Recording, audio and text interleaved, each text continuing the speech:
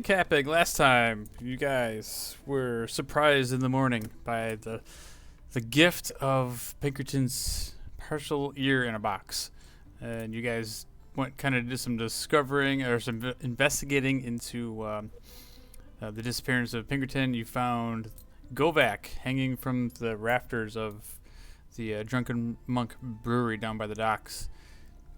You also had a note that was sent specifically to the travelers, saying you were to be brought to the restaurant, which I forgot the name, the Manicore's Tale, where you guys met Benedict Musaldi, who had a business proposition to kind of clear your name with the Musaldi crime syndicate. Snodlers is still confused how he thinks it was you guys who did anything. Did we leave that tavern? We got kicked out. We did? Okay. We weren't nicely removed, but we weren't angrily removed. Yeah, it was. It actually went much better than it probably could have. Should have. Damn. Should have, yeah. Because I just remembered I wanted to bring something up, but oh well. Yeah, so this is where we're going to start up. You guys returned that night, late at night, and woke back up again. This is the third day now in the town of Saltmarsh. It's fairly early in the morning. You guys have definitely been well rested, maybe itching to crave, or get into a little excitement, maybe a little adventure. So what do you guys want to do on the third morning here at home? I'm going to sit on the ship. Well, we found out Renwick Drake might know about the Shipwrights Guild, so we should probably talk to him before we take off. We're going to investigate him, I thought. Oh, we are, but that doesn't mean he doesn't need to know about that, first of all. Second of all, if he's got information, I would like to know it before we go resolve anything with him. That might... Is Hector quieter than normal? Yes. Oh, hold on one sec. I think he sounds all right. I mean, he sounds beautiful, but he sounds quiet. All right. He just sounds like he's farther away from his mic than usual to me. So anyway, yeah, everything's good. My mic was angled. Is that better or no? Oh yeah, no, you're a human being again. Perfect. Nice. Snodlers wakes up like it's Christmas morning and runs outside to check on his plants. It's been like 3 days. Snodlers doesn't know. That's true. Yeah, there wouldn't even be like any visible like anything at all. Several minutes later, you see Snodlers walking back in the front door, like disappointed.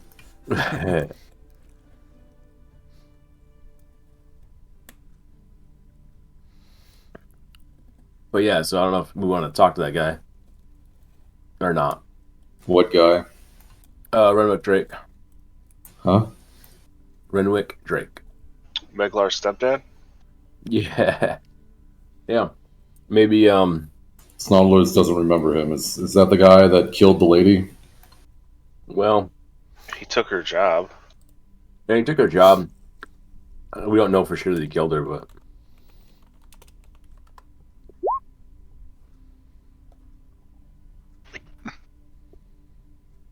Are we gonna reunite Maglar with his stepdad? Is that not canon? I'm sure if Meglar's stepdad That's wanted to canon see now. Meglar, we could all go there. Meglar's got a little beef going on with Vossen last night, no? I mean, Meglar would get us in with him. Meglar, why don't you go talk to your dad and see if see what he can tell you about the Shipwrights Guild. Sure. Anything's helpful, like how they operate, who's in charge, that kind of thing. Layout. Mhm. I'll go with you, Megler. Sure thing.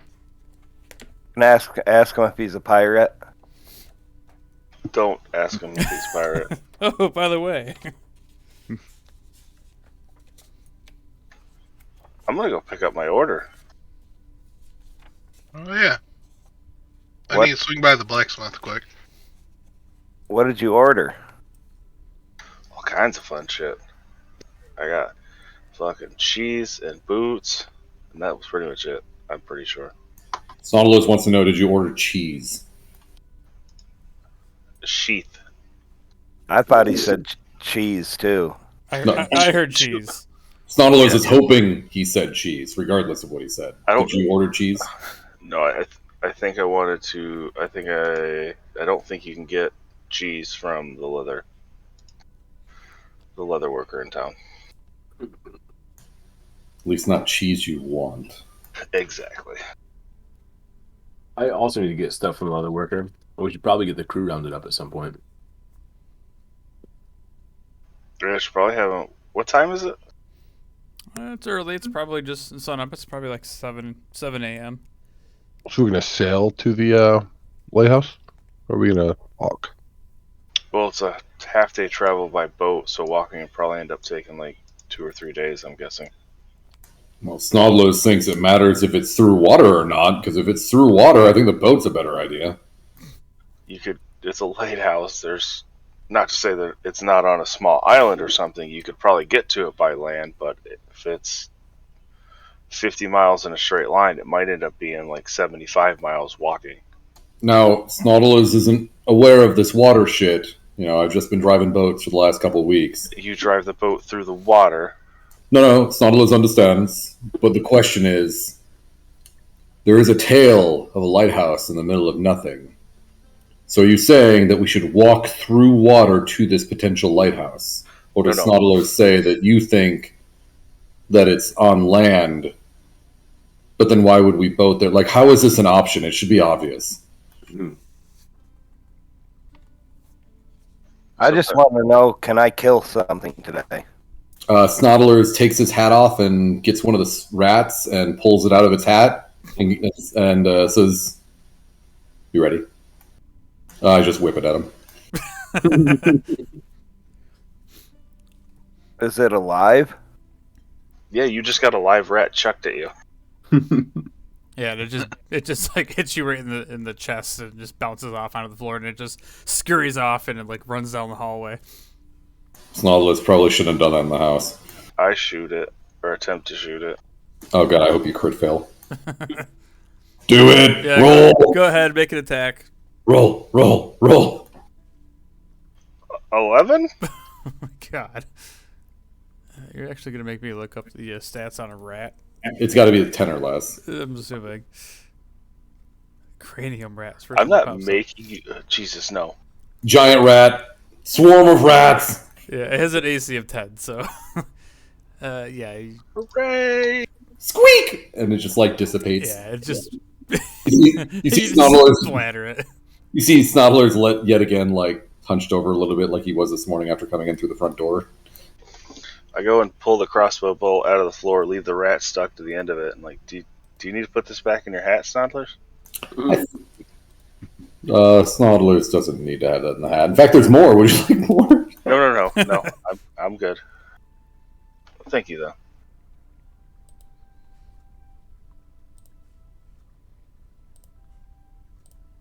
Well, I'm gonna go... Oh shit, hold on.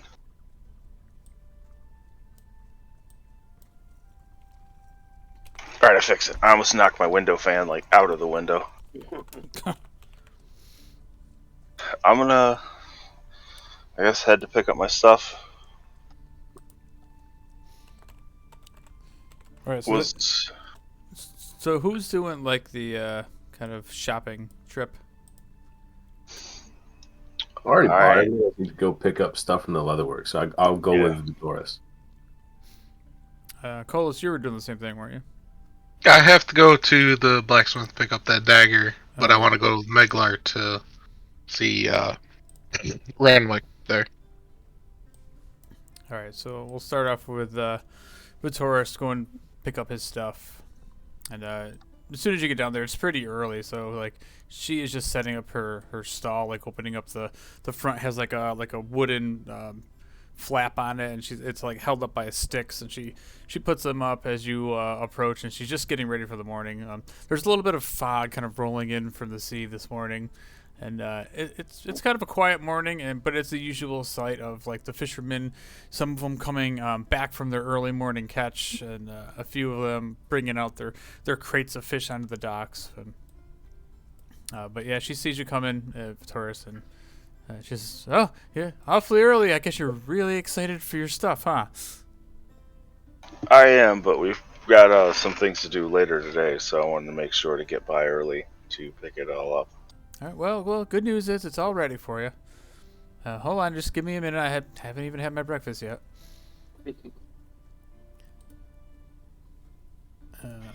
Why would you flip the open side open? Well, because usually people in Saltmarsh aren't getting up and shopping at 7 o'clock in the morning, but... Alright, so anyway, she starts going through all the stuff, and I can't remember, I think you already paid her, didn't you? Yep, I paid her. Yeah. So she said, here you go, let's try it on for size, and I can tailor it for you. And she holds it up to you, and actually hands it to you first to see how you like it. And Which one did she hand me first? what did you have made? The holsters, right? I had like for the belt size. holster, yeah. Yep, and then a pair of boots that I can hide daggers in. Yeah, she gives you the holster, like the belt for the size, and just hands it to you. And it looks pretty nice. It's like a genuine, good quality leather, but there's nothing real fancy about it. It's like a dark brown, almost black. Matches my armor perfect. I'll slip it on, transfer over my 2 short swords. Because why not be a walking armory? And then I'll slip the size into them, pull them out of the bag of holding and slip those into them, make sure that they'll stay in place. Yeah, and they just have simple little leather loops in the center, so as you just kind of slide them down through there, it has a nice tight fit to it. Now, how are these? Are these on your sides, or are they more towards your back? They're more towards my back because I have my short swords on my sides because I don't know how to use the size yet. Nice. So it's one of those things you always got to remember to pull those out before you sit down. Yeah, we'll see. I might put some holes. I might have to get like some rubber or something to put on the tip so I don't put a hole in every single seat because I forget a lot. Snarl also thinks if you don't pay attention, you'll have holes in your body too, and it will be okay. If anything, I'd say they just slip out of the holster and I'll just hear something clank to the ground behind me. Shit. But after that, yeah, she grabs the rest of your stuff. Like your boots, they're like a knee-high boot. These are like a jet black. They're really nice, and she tells you she took a lot of extra time like dyeing these black to kind of help you blend into the night. These look wonderful. And does she have a stool or something? I'll sit down and start peeling off my old pair and trying these on. Yeah, and at that point she just kind of ignores you and goes back to setting up her shop. And I thought Hector was with me to pick his stuff up too. Yeah. All right, Hector, what did you have her make? It was like basically like a knife holster. It was like 4-knife holster for like a chest piece. Oh yeah, okay. Fanny pack 2.0. Yeah, it was a fanny pack. But yeah, she goes back and pulls out your stuff for you and hands it to you, and it just has you kind of take a look at it to inspect the work. And as usual, though, as you kind of look at it, like you've known her work already, and it's actually really excellent work. But if you don't specify, you're getting a bright ass color. Yeah. He likes the bright colors. Hell yeah. Boots fit right, nice and comfortable. Sure do. Perfect. Do they already have the daggers in them? Because I left my 2 daggers with her. Oh yeah, they're already in there, all set. They're easy to pull out, not snagged up on anything or anything like that. They look like they're going to work very seamless. I don't like how you use the term "they look like." I guess we'll find out if I ever need to use them. All right, dexterity saving throw, DC 30 to pull them out. Oh, yeah, you can't do it in time. Make a death saving throw. You can't pull them out. I need an acrobatics check so you don't fall over. And you're prone now. I'm gonna tell her fine work as always, and I will tip her 2 gold pieces. Oh, and she looks thrilled, and it's the usual, like, oh, come back anytime you guys need anything, even for your whole little guild there up on the hill. If you have a whole bunch of work you need commissioned, I'm willing to make some stuff. And again, my offer stands. If you find any exotic pelts of any sort, bring them here. I'll pay good money for them. I will keep you in mind, and I will let Hedwig know that if we ever need leather things, to come to you. Yeah, I actually just had a bunch of swords made. When I get them from the blacksmith, I'll leave them here so you can make a bunch of belt and scabbard combinations for them. Oh, can do. Thank you very much.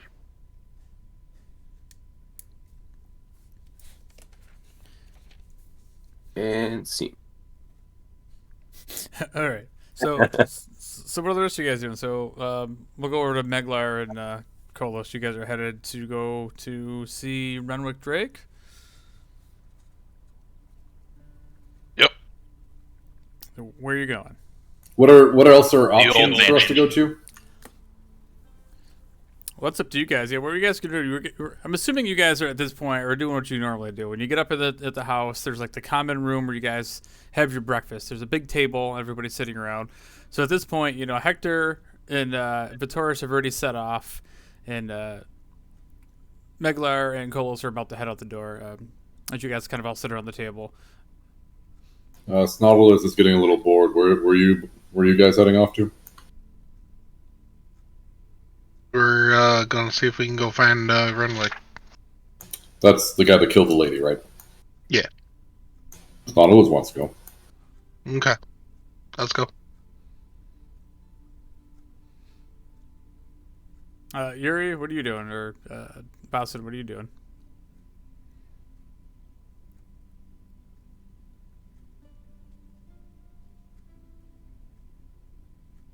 Too drunk to talk. I was going to say he's probably still sleeping on off. I had my mic off.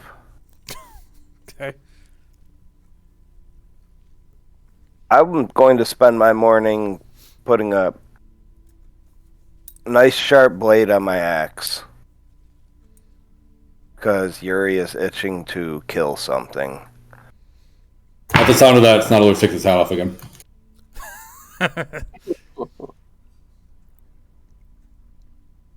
I guess I'll just tell Pinkerton the news, and or not Pinkerton, his brother, and I'll be doing a little Tai Chi in the morning in the garden.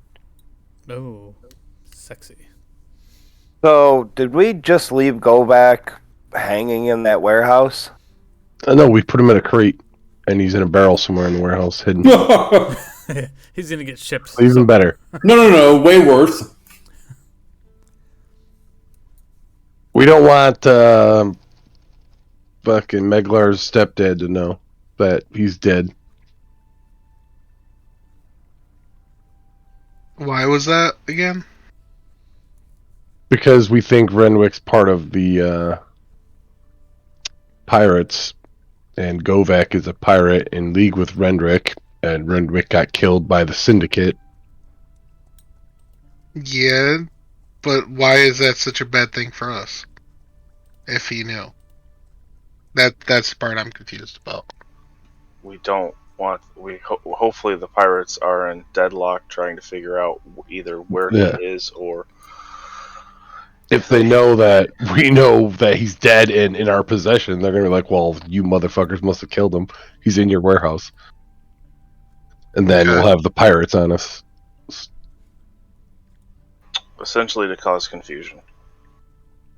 And maybe have them slip up and, show that Renwick's part of the pirates.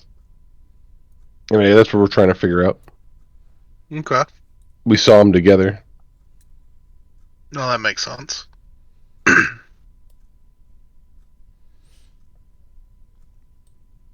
All right, so are you guys ready to head out then, Kolos and Meglar. And Now, Snothers. what is it we're Oh, and asking him? Snothers, yeah. Exactly. We're going to go and talk to him about the Shipwrights Guild. Because apparently we have to go steal a ship from them. Which, by the way, Kolos is not okay with, but we'll get to that later. Mm-hmm. All right, so where are you guys going then? I mean, I guess we'll go to the... I don't know. The old mansion, I believe that's where he was at. The old mansion? Okay. Yeah. Perfect. You're going to an old mansion? Oh, like his house that he's staying at? Yeah. Okay. So you guys start head around town. It takes you a little bit to just kind of look around because you don't actually know where it is. But I'm assuming you probably ask a couple of people around town where the old mansion is. So this old house, this old mansion is on the far outskirts of town, kind of up by where like Eleander's what do you call it? His little headquarters is. There's the old mansion. It's right on the water. I don't know if you guys want to label it or not. I know you guys like labeling things. But anyway, you kind of make your way out there, and it's by the time you get out there, it's probably a good 8 o'clock in the morning or so, and the fog for the morning is starting to lift as you guys stand in front of this old place, and it looks like it needs some repair. Nobody's been living in here a while, but it's nowhere near as bad a shape as the Travelers Guild is or was before it was kind of renovated.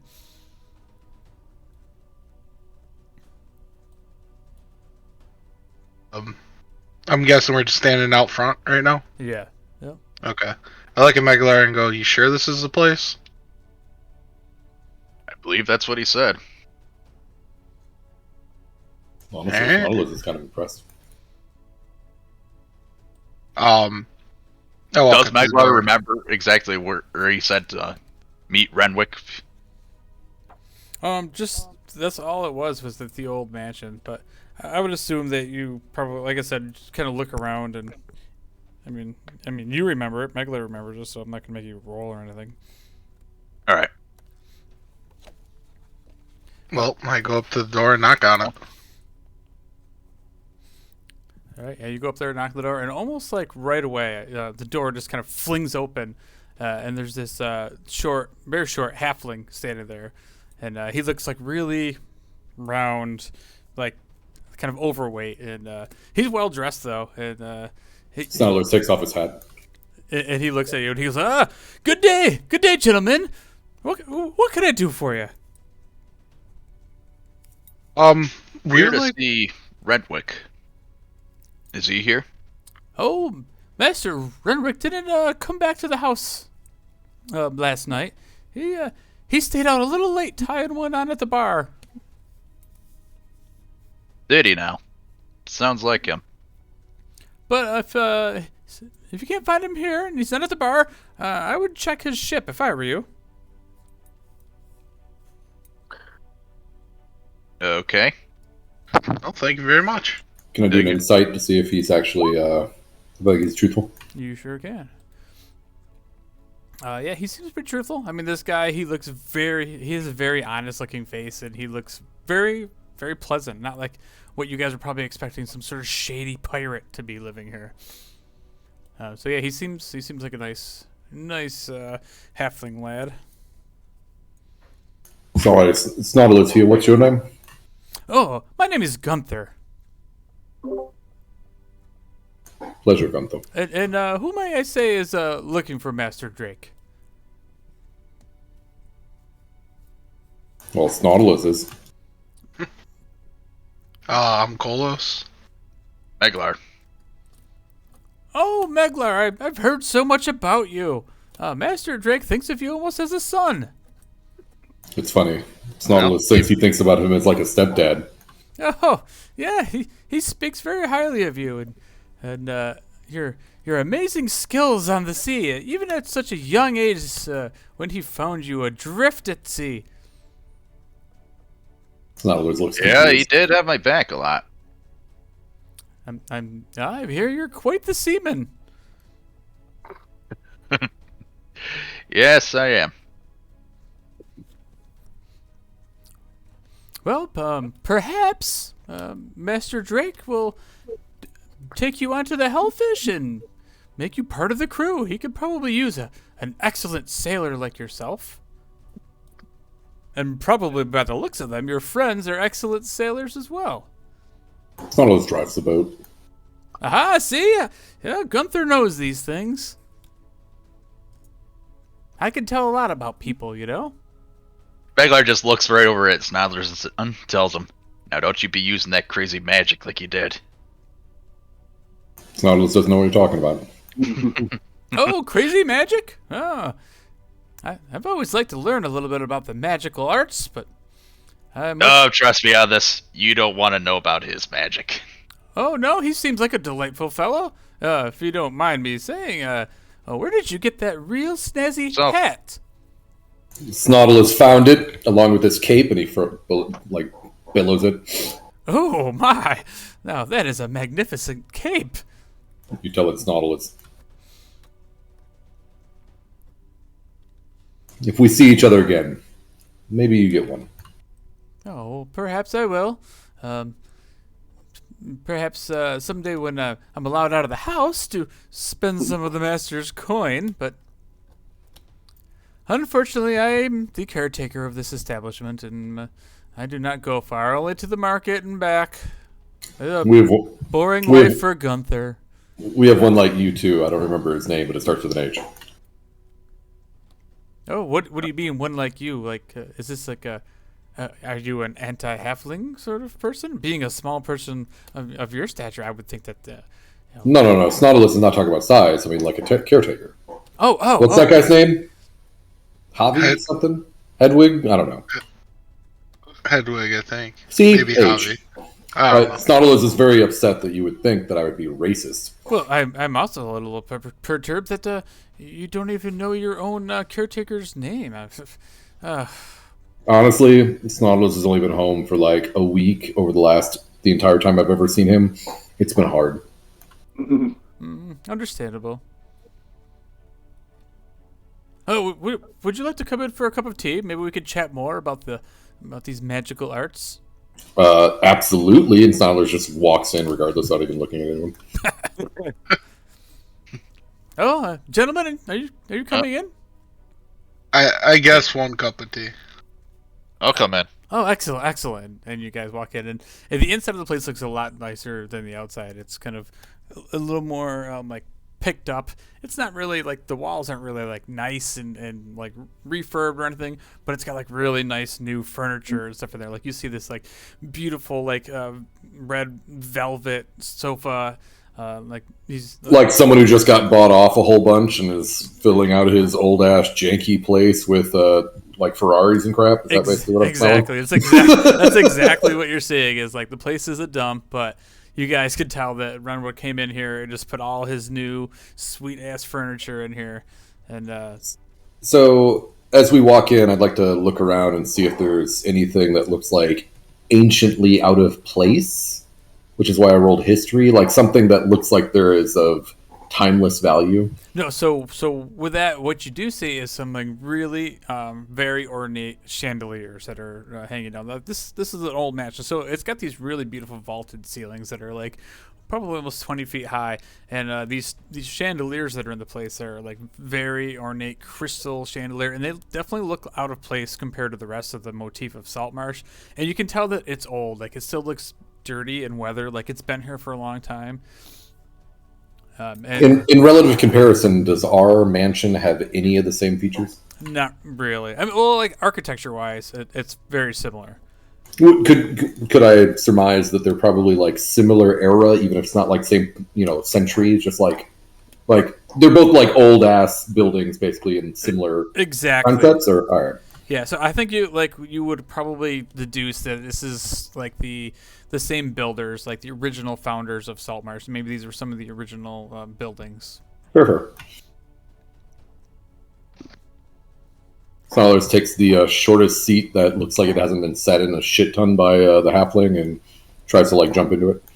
Yeah, it's so you sit there at this table he's got, and it's a beautifully long table, like one of these ones you see like at the King's Hall that's got like 12 seats on both sides. It's just this massive table, and at the far end you see Gunther just kind of like running down to the end, and he grabs the tray, his serving tray, and he just like runs all the way back and right to where you're sitting, Sounders, and he starts pouring you a cup of tea. And he's like, this is some very fine tea that the master brought over from his last adventures in Cordova. It's a beautiful land. Have you ever been there? Snautilus has not. Snautilus has mostly been just underground, honestly. Oh, interesting. It's one place that Gunther has never been, but yeah. It's dark and dirty. Oh, yeah, that doesn't sound very delightful. But how about you, fellas? Is the tea warm? The tea is hot. You see Snautilus like wave his hand off over it, and the steam stops and he starts drinking it. Oh, neat trick. Did you learn this underground? Technically, Snautilus did, but with if you'd like to warm or chill or flavor, you let me know. No, the flavor of this tea is amazing. You'll never have a finer tea in all the land. As I was saying, you two gentlemen, have you ever been to Cordova, across the Azure, the beautiful land, the lush forests, the massive deserts, and the frozen wastelands of the north? No, can't say I have. I've mostly lived underwater. Oh, what? Underwater and underground? You people need to get out more. Maybe you need to get under more. Oh, well, perhaps someday I will. Yeah, Master Drake has been to the underwater city of Trilora. He says it is a beautiful civilization underwater. Trilora? What was Drake doing there? Oh, he was just visiting people that he likes to make his name known amongst the prominent figures of the realm. So he decided that he needed to meet firsthand King Dorvos. Corporations need to be held accountable for their silence. Yeah, Yuri. Yuri, we can hear your shit. Yuri's watching some conspiracy videos over there. Oh, absolutely. Most certainly not watching conspiracy videos. They're fact. Okay. Well, Snautilus understands that someone who is a politician, is that the word? Would want to make their name known. It makes sense. Yeah. It's funny thing that I never took Master Drake for much of a politician, but he definitely likes to have his name known. He's kind of a playboy. He's kind of a I don't know how you would say this, a trendsetter, a fashion seeker, a man of the world. You left out pirate. But I'm not there, so. Meglar's a little defense. He's probably trying to make Saltmarsh great again. That's kind of what he says. He's in town trying to clean up this rabble of these things that live in the sea. Then he looks over at Kolos. No offense. No, I'm used to it by now, and I look at Meglar. Snautilus agrees. They look almost identical. Meglar's probably learned it by now. Not sure about Yuri. I personally have never seen a Sahaugen, but Master Drake has only introduced me to the land-faring people around here. He keeps me staying here in town, and I've been to Seaton, and as far north as Neverwinter, but Let Snodulus tell you they are ugly. And he waves his hand, and a 5-foot goblins. minor illusion pops up of one of the Zahogans that we've fought. oh, they're terrible, hideous creatures. Now I see why Master Drake hates them so much. And, This is even smaller than it should be. oh, It's that, and plus one of their sharks bit his hand off. yes, I've heard the story. He was rescuing you and your ship as it went down as it was attacked by Sahaugen. Oh, I don't know if I was supposed to tell you that, but anyway, Gunther, just moving on.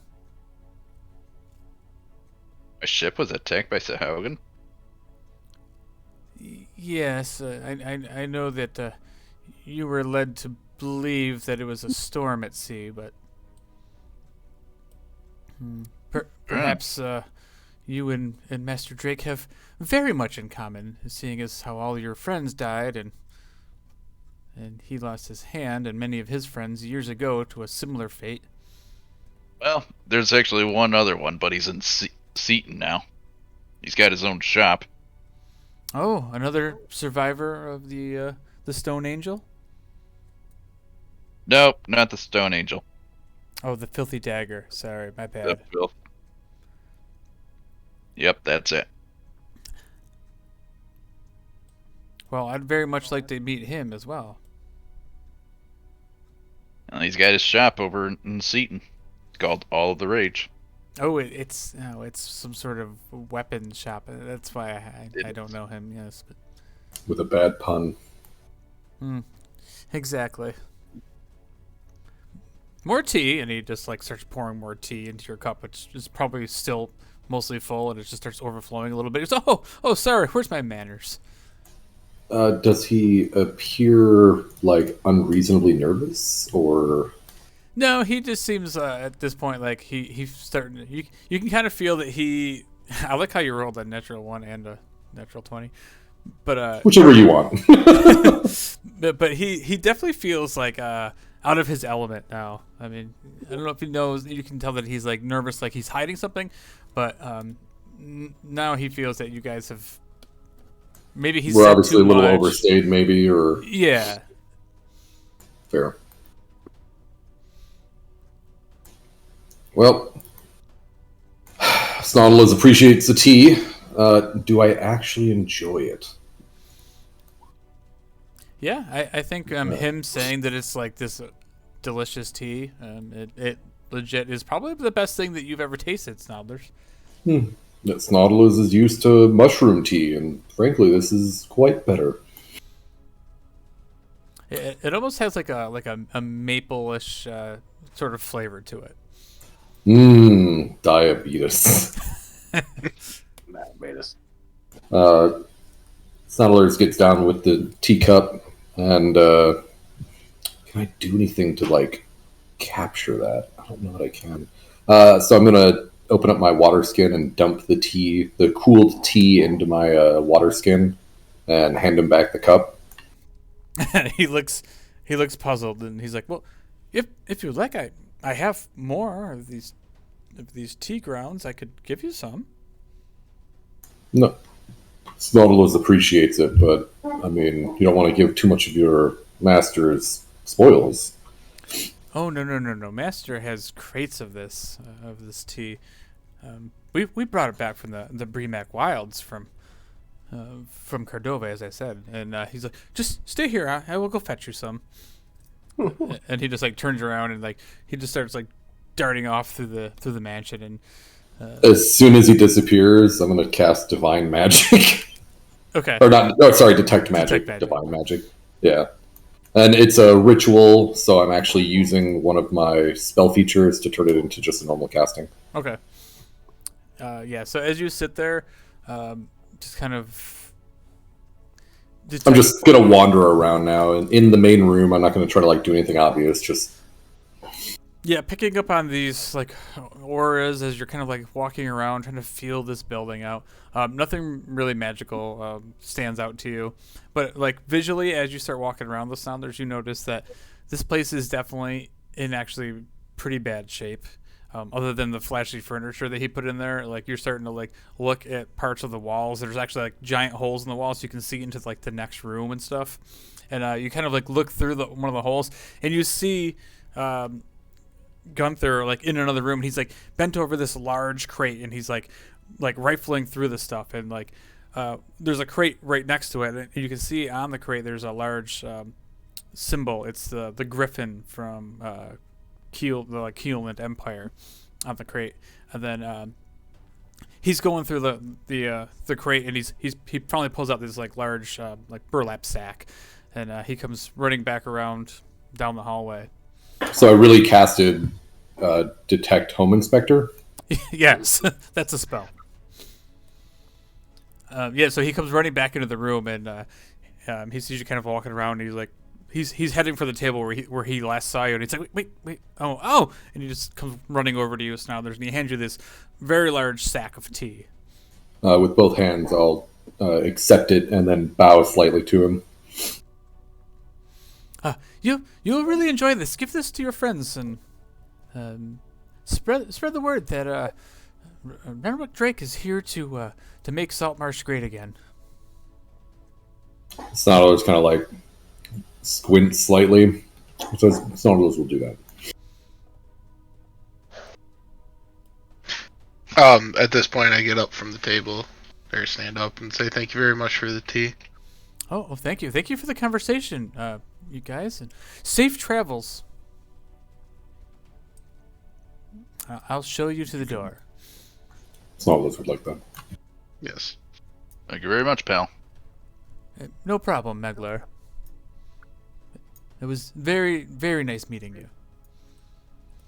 You as well. Then you guys like walk outside, and he just quickly shuts the door behind you guys as fast as he opened it. Damn, Snarlers forgot to show him the rat thing. I think he's seen plenty of rats. Be careful. He could probably hear this through the door.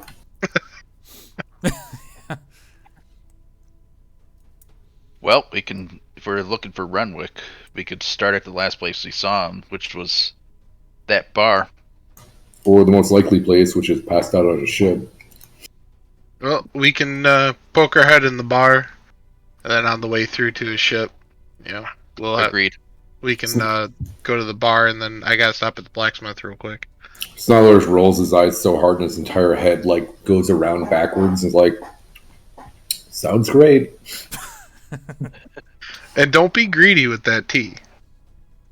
What tea? And he puts it in his bag.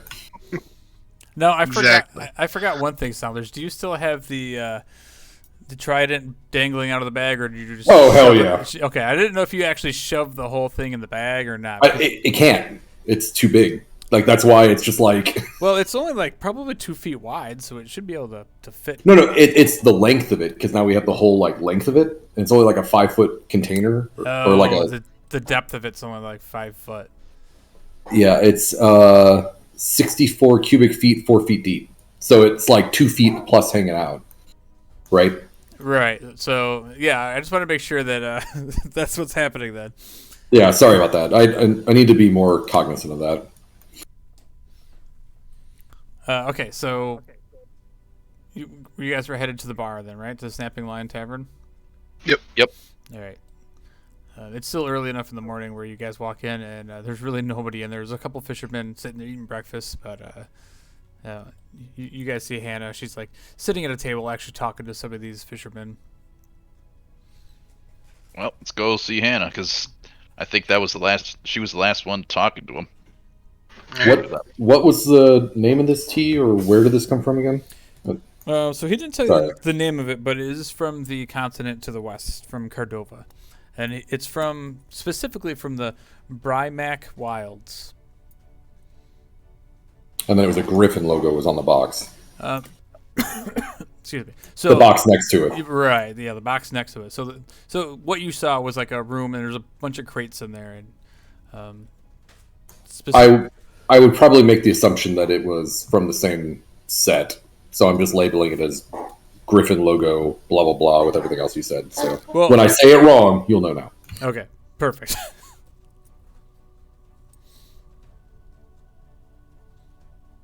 All right, so you guys are gonna go talk to Hannah.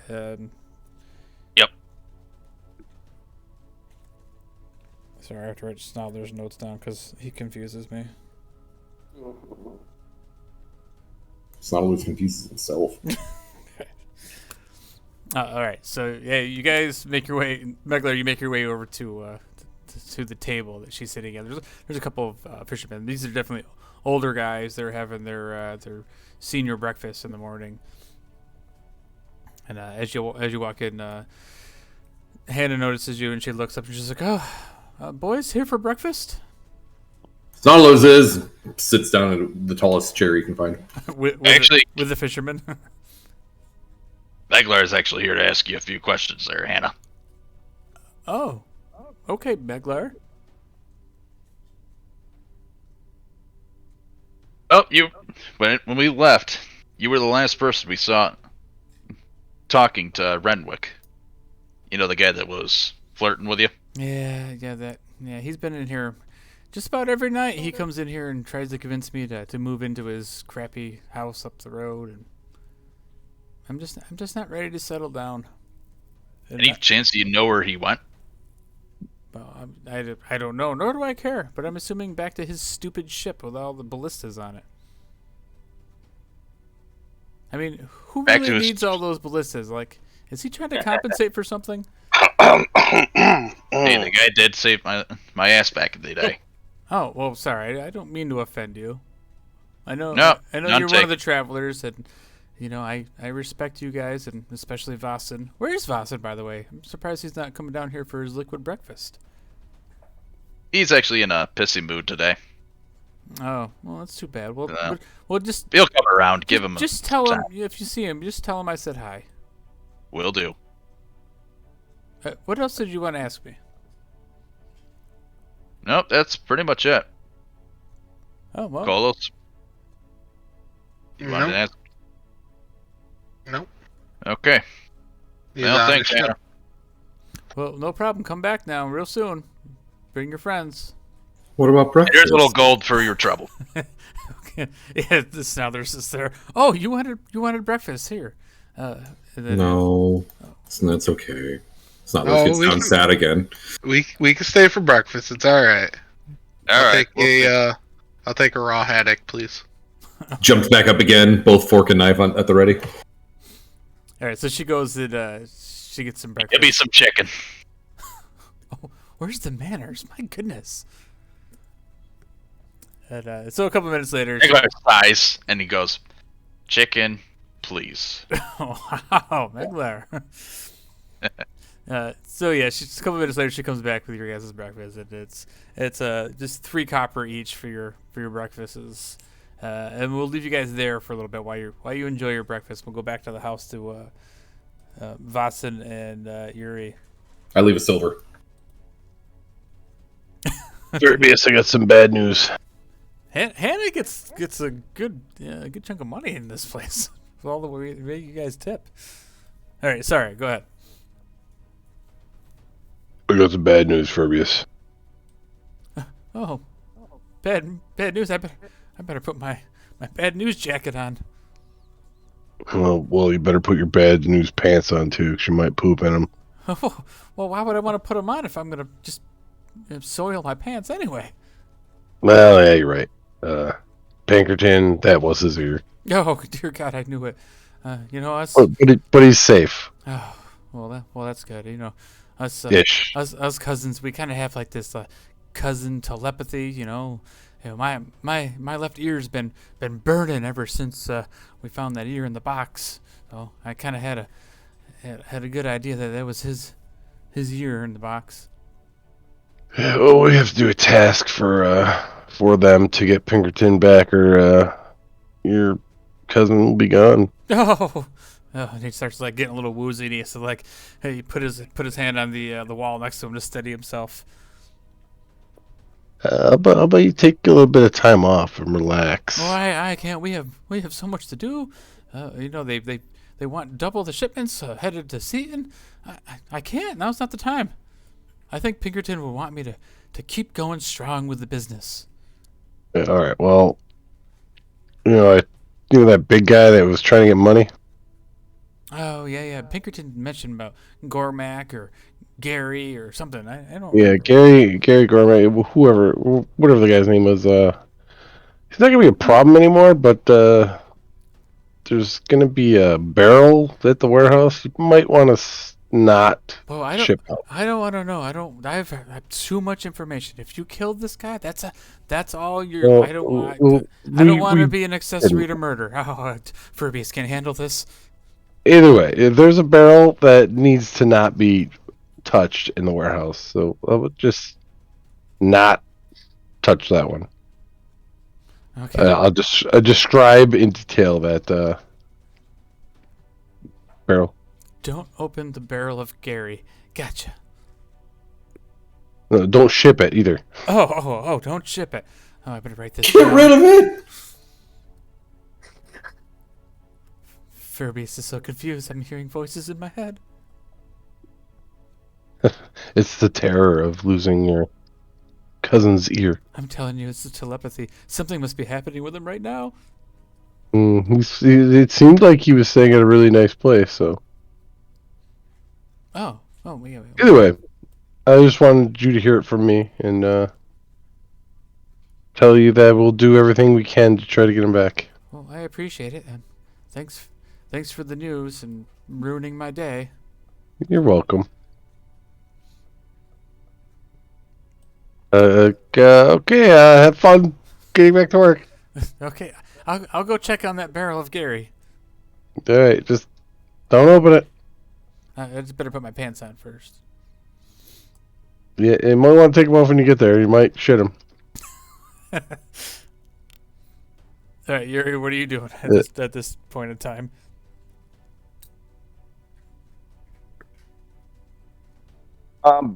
By now I've eaten my breakfast and You were working on sharpening your axe, so yeah, I finished up sharpening my axe and went in and had something to eat. And then I'm going to go out into the back of the into the yard and find the biggest rock out there I can find and start chipping away at it with my hammer. okay. So as you start going out there, you narrowly almost stomp on Snowdler's nightshade that he planted out there. There's those big old boot prints that are like right into the soil, right next to like his plants. You stomp out there and just start smacking away at this rock that's kind of like all covered up in vines and stuff. As the grounds are still kind of a mess out behind the place. I think nothing of it. I don't know what Snodlers is growing there. Nor do you care, probably. No, and I don't feel like I ruined anything. Or, like you said, nor do I care.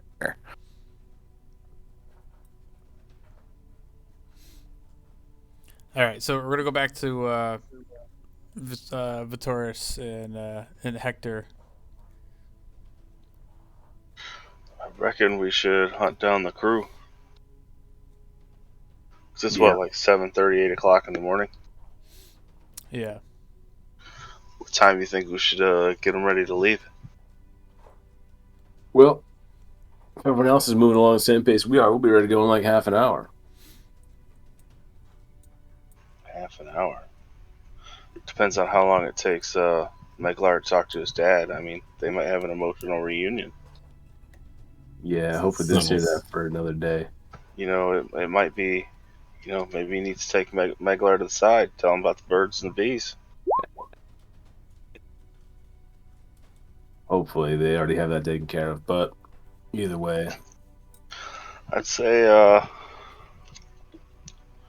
if we can hunt down the crew, get them together, a couple hours? Maybe arrive there around dusk. Oh, at the lighthouse, you mean? Yeah, because it's only a half a day travel, right? Yeah. Sounds reasonable. All right, well, let's see if we can find Bobby the Schlub. I guess check the boat first. Find him ready to. That's actually probably a pretty good idea. All right, so we're just gonna assume you guys head back to the boat and just check on things and make sure everybody's accounted for, get the boat ready for sailing. Get him Go around. to the bar, drag out the few that are still in there. Wave to the other boys while we're in there and just keep walking. All right, so Snothers and Kolos and Meglar, you guys are probably all done eating by now, and you start heading back into the market. Where are you guys going? You guys going to the ship or Let's go to the blacksmith real quick. blacksmith? Okay. Yeah, and as you get to the blacksmith, it's pretty quiet over there. They're not working or anything, and you see the son. He was just sitting around, just kind of waiting for customers. It's kind of a slow morning, slow start. Good morning. He sees you and he jumps up and goes, "Oh yes, I remember you. How's the dagger coming? It's finished. I had it finished yesterday." And he just runs off behind the counter, and he has it wrapped in a little towel, and he opens it up and presents it to you. How do you like it? What does it look like? Does it look like just a normal dagger with the line thing for the handle? Yeah, it just he just kind of fashioned it to the handle, but it has the lion fang, but it also has like elements of like waves on the little crossbar on it, kind of like etched into the crossbar itself. So it's ornate as possible for a little dagger. Yep. Well, I really like it. Thank you very much. Definitely worth the gold. Oh, well, thank you. It's always a pleasure being able to practice my art.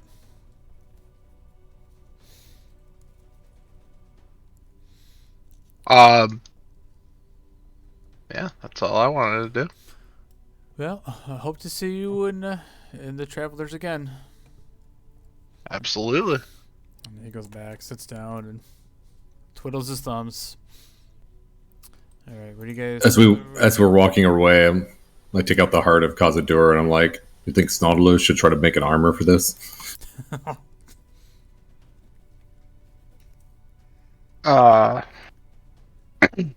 If you want to, but I'm pretty sure he doesn't do armor. Wait, did you ask? I didn't ask. Snodulus just meant in general, and then he puts it back in his bag. Well, if you really want to put armor on it, go ahead. Would it still be called barding? Some little heart chainmail.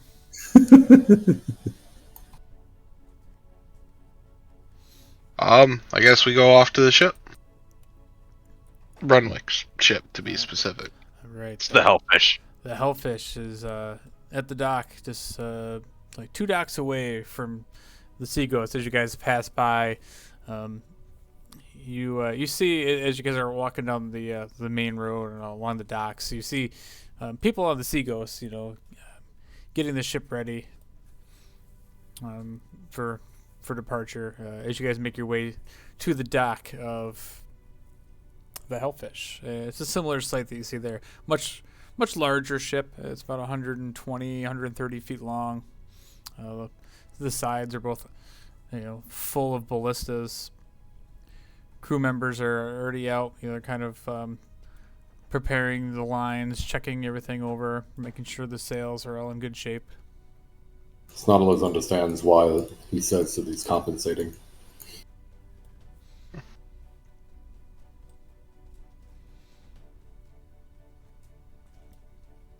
After you, Megler. Okay. Snodulus So pulls Megler up the just rear. heads right in. Yeah, Right on. there's a plank that goes down from the side of the ship down to the dock. Right before Snodulus actually gets on the back of the boat, he attentions to the back of it, salutes, and then gets back on the boat, and then gets on the boat. Yeah, and as soon as you get on the boat, your immediately, the first person that sees you just comes running over, and he's just one of the sailors. And he goes, "Hey, I don't think you're supposed to be here. You're on the wrong ship, bud." No, not me. No, I'm pretty sure you don't belong in this crew. So, could you just kindly leave before I have to alert the rest of the boys? It's here to see Renwick. Well, do you have an appointment with him? I mean, you don't just walk on somebody's ship and say, I'm here to see the person. I mean, that's awfully rude, don't you think? Snodulus thinks this is his son-in-law. Are you my son-in-law or something? Son-in-law? What? I didn't know he even had any children, but... well, I could go and... I can go and fetch him for you, and we'll get to the bottom of this right away. Sounds good. Don't touch anything. Snodulus takes his right foot. I just rolls his eyes. Snodulus takes his right foot and starts touching other planes behind him. And he calls over. He's like, "Hey, Billy, could you keep an eye on these guys over here?" And he heads off into. You see him walk down the main part of the ship towards the front to the captain's quarters. And he's gone for a little bit, and you guys are kind of standing there looking around, and this is now you see the first hand all the armaments on the ship, and the ship is definitely well crafted. Now, again, this is the sort of ship that you guys could only dream that the Sea Ghost would be. It has these beautiful mahogany rails to it. The keel is all perfectly shined, and the steering wheel looks immaculate. Everything is this boat looks like it's well taken care of. So you almost want to go back to your ship and slap Bobby the Schlub for not making your ship look as nice. But a few minutes later, finally, Renwick Drake comes walking up, following this crew member, and he comes walking up to you guys, and he comes right up to Meglar, and he's like, Meglar, my friend, it's so good to see you again. You decided to take my offer and join my crew. This is a good day, yes? Actually, I kind of wanted to talk to you in private about something. Snodulus come. Yes, Snodulus. Just don't sink the ship. Whoa! What is this all about, Meglar? It's awfully early in the morning for private conversations and such. Well, I just kind of want to ask a question about the Shipwright Guild. This is a private matter, you say? You're standing on a Van Zagram ship right now, as right below your feet. Oh yeah? Yes. The Hellfish is a beautiful ship, huh? What do you think? Snodulus thinks this is way better than the house. Yes, my temporary abode is it is a work in progress, as you shall say, but it's someday it will be amazing as I make Saltmarsh great again. And you're doing a good job of it, but pal. Well, I appreciate it. I always thought of you as a son, Meglar. Always thought of you as a father. Well, I am very touched. I do not have very many close people in my life. Even though you say, "Oh, look at me, I am this very popular, very, very fancy lad," but I do not have very many close friends. So I am very touched by my heart at this, Meglar. Perhaps you rethink the offer. You join my crew, huh? I could use a good seaman like yourself. A little later, I kind of have some other business to take care of. Oh, okay. Yes, we all have our own destinies. I understand. So go on. We shall talk in private. Are you guys thirsty, hungry? I have drinks. I have cheese. I have bread. Anything to. Do you have any more tea? Any more tea? This is a strange request. I have not given you any tea to begin with. We were up at the house, and your Gunther served us a cup of tea. Oh, excellent! You met my very faithful servant, Gunther. Yes, he is a very amazing man. Snodulus liked him. Yes, very much so. Yes, he is good shit. Come come, follow me. And he leads you to his quarters behind closed doors. And there's a guard standing at the door, and he just kind of motions to him a little bit to stand down. And he brings you guys into this room, and it's definitely a very high class looking room. He's got this like beautiful like polished desk, and all around the walls of it are these portraits of himself and several different like prominent figures throughout the world. It's like Harry Potter with that one guy. yeah, and the one person that you see is this. He looks like maybe not necessarily like a king, but he's some sort of like ruler. He has a kind of like a crown, but it's more like a I don't know, like a braided mixture of branches and feathers. But he definitely looks like some sort of prominent figurehead. And as you kind of enter the room, he starts pointing out like these different portraits. He goes, this is the Emperor of Cordova. You know, I have met King Scotty, and this is so and so and so and so. Like, not to brag, but you know, I have been all over the world. And please, but have a seat. You liked some of this tea, Meglar's friend. And he goes off to the corner and he grabs his little like serving tray and brings it over, and he's got a little teapot on there. And I can boil some tea for you right now, my friends. Snodulus will take it as is. Oh. Then he holds out his water skin. Okay. I shall boil it anyway, because this is how we drink tea in this country. Right. Snodulus forgets. Oh, no. Yeah, the Underdark is where you come from, I presume, huh? Yes. That is where Snodulus comes from, yes. Very interesting place indeed. I have not been down there, not been invited to anywhere below the surface, but perhaps someday? Perhaps someday. You can see in the dark, yes? I sadly cannot. It's not known as the Underlight. You're a very funny man. Very, very funny. My associate Gunther, he's always talks about learning the magics, but perhaps someday he will learn these magics to bless me with the gift of seeing in the dark. Then I shall visit your people and make friends everywhere. You should do that. It's not one of those things that would be a lot of fun. You will not find tea such as this, though. I will tell you that much. Mostly mushroom. Excellent. I've never tried mushroom tea. It's not like this. Oh, you know, I like to try new things, but anyway, we're getting off topic here. My friend Meglar, here, sit, enjoy. Would you like some tea? Sure, I'll take some tea. All right, so he poured you a cup, and Kolos was the name, correct? That's correct. I still have your sword. It is right here. You kind of look up on the wall, and he has it like in its scabbard on the wall, and he's like, I take good care of my items. And at this point, you also look around, and you see several other swords kind of mounted up on the wall. The Tritons are very proud people. I much very respect your culture, my friend. Thank you. And he poured you a cup of tea, and he kind of sits down at this table in the center of the room, and he says, Meglar, what do you want to know about the Van Zagurum? Well, just wanted to know, like, who's the captain of it?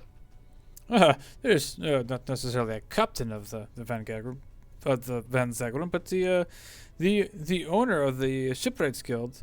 His name is Gavin Van Zagurum. He is the son of the great builder Goddard Van Zagurum, the finest shipbuilder in all of the land. All right.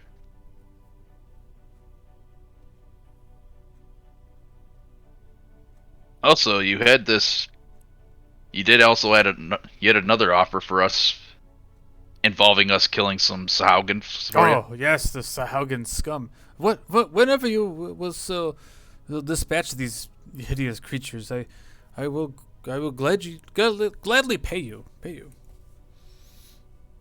Sure. And that actually brings up another question. I was just talking to your assistant back at the old mansion. So, I thought my ship sunk because of a storm, but he told me that really was a Sahaugen attack. Yes, it is very unfortunate that day. Meg gets all raged up and starts hating Sahaugens even more. Yeah, yes, my son. The Sahaugen are the worst. You should totally join my crew, and we will hunt them down together. And he slams his tea down on the table, and it just like splashes everywhere. He's like physically getting raged up as well. I bring you a few heads on her, because we do actually have another. We do have a little quest we gotta take care of. Oh, a quest? What is this quest you speak of? What are you doing? Snodlers needs to go and read some books. Oh, books. Books are something I myself have not partaken in. I'm more of a man of knowledge being learnt from the voice of people rather than from the pages of text. But anyway, so you're headed to Candlekeep, possibly? The best place to find all the biggest source of books in all the realm? It's one of our places, yes. So this is your big adventure. You'd rather go to a library than go on me and a quest hunting these Sahaugen? Well, Candlekeep wasn't really my idea. Let's just say that. I would think not. No offense, I don't take you as much of a reader. Of course. I don't even know how to read. I don't really care about reading books at all.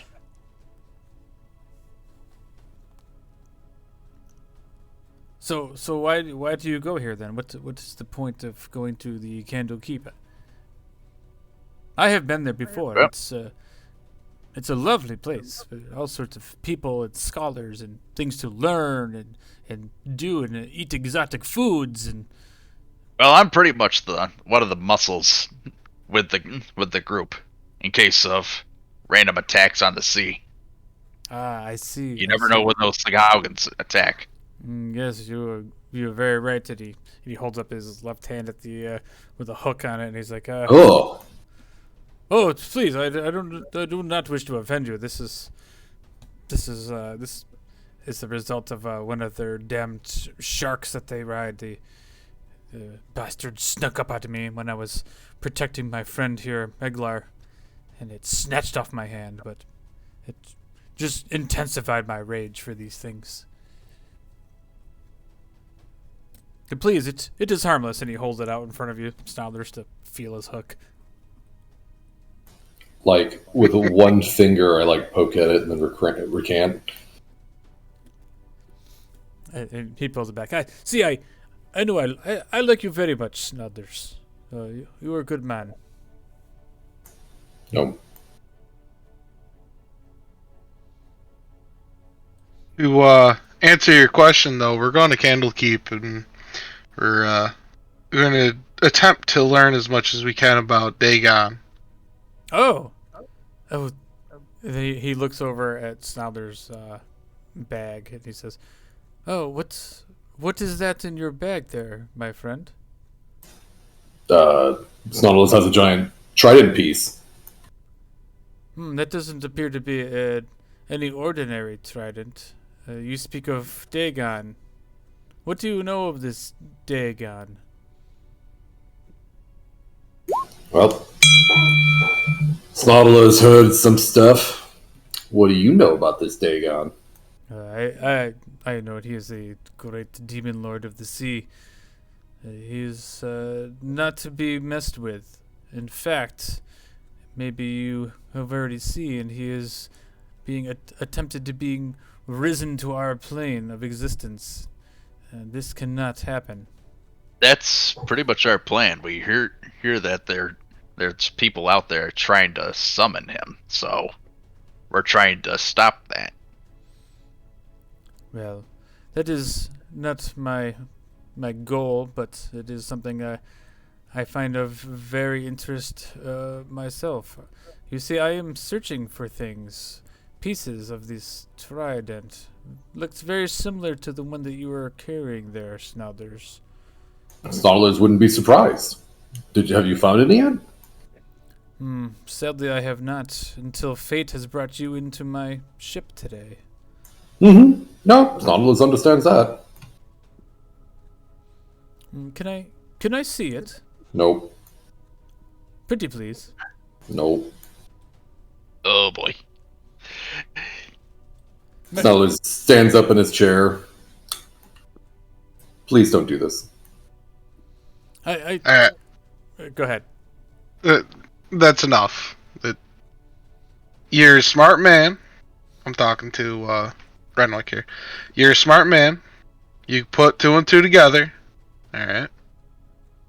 It's best to leave Snodlers alone because he's very particular about his things. Whoa. But it's... You say preventing Dagon summoning is none of your concern, correct? Well, it is something of everyone's concern, but not my personal concern. How am I some sort of match against a demon lord? I mean, that is a fool's errand. That's a Snarler's errand. Well, aren't you wanting all the Sahaugen killed? That I do. Well, then that would stop Dagon being summoned. The Sahaugen follow Dagon. You fool. You think the Sahaugen are the ones summoning this beast? No, but they are the meat of the army. They are just pawns in this. Nope. I'm not here for confrontation. I do not wish any trouble. I merely like to collect these magnificent artifacts of creation. Bye, Yuri. Can I... What is this? This is all verbal material and semantic. So can I, wave, and I want to try to go through detect thoughts, the non-save portion of it, so just so I can get service thoughts when he's trying to, go through this. Sure, yeah. So as and my intent is basically, do I feel like he has underlying, allegiances, and so even if this is just an advantage on insight, that would be acceptable to me. Yeah. So just make a stealth check. Are we in rocky terrain? I'm just kidding. What kind of? You're on a ship, so it's rocking. All right. So as you kind of sit there and you've got one hand on your teacup and you're kind of motioning your fingers a little bit, he doesn't quite notice. I mean, he's not a dumb guy. He's been around before. He knows a little bit about magic. But as he's kind of enraged at the moment, he's thinking about this, and he's kind of a little bit hurt that you guys aren't just letting him look at this thing that he's been searching for himself. But he doesn't notice as you kind of start probing a little bit into his mind.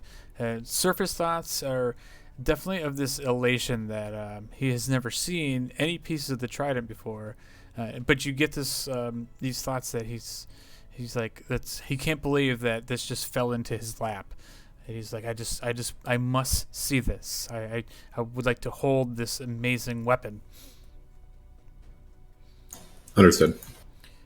So at that point, back to the conversation that he was having. He's like, I do not wish for confrontation. I just merely wish to hold this, to be in the presence of this weapon of greatness, created by demons and gods. This is truly a one of a kind item.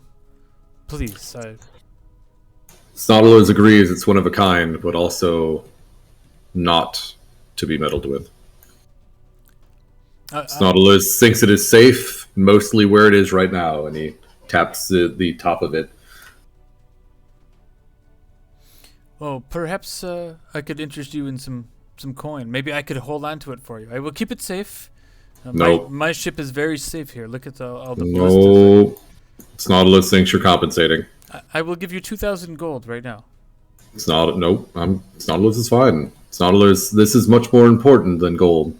Well, Snodulus has a duty to make sure that this evil person, Dagane, doesn't do whatever they're supposed to do.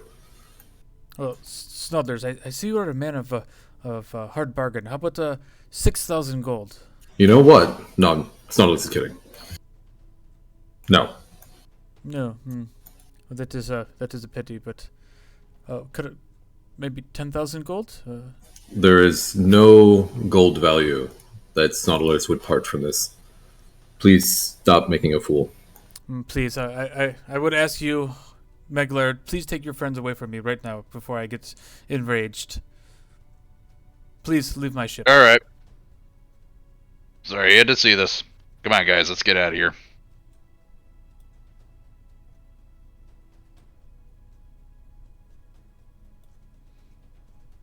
As we get off the plank, you hear Snodulus mumble, "Wish I had fucking control water."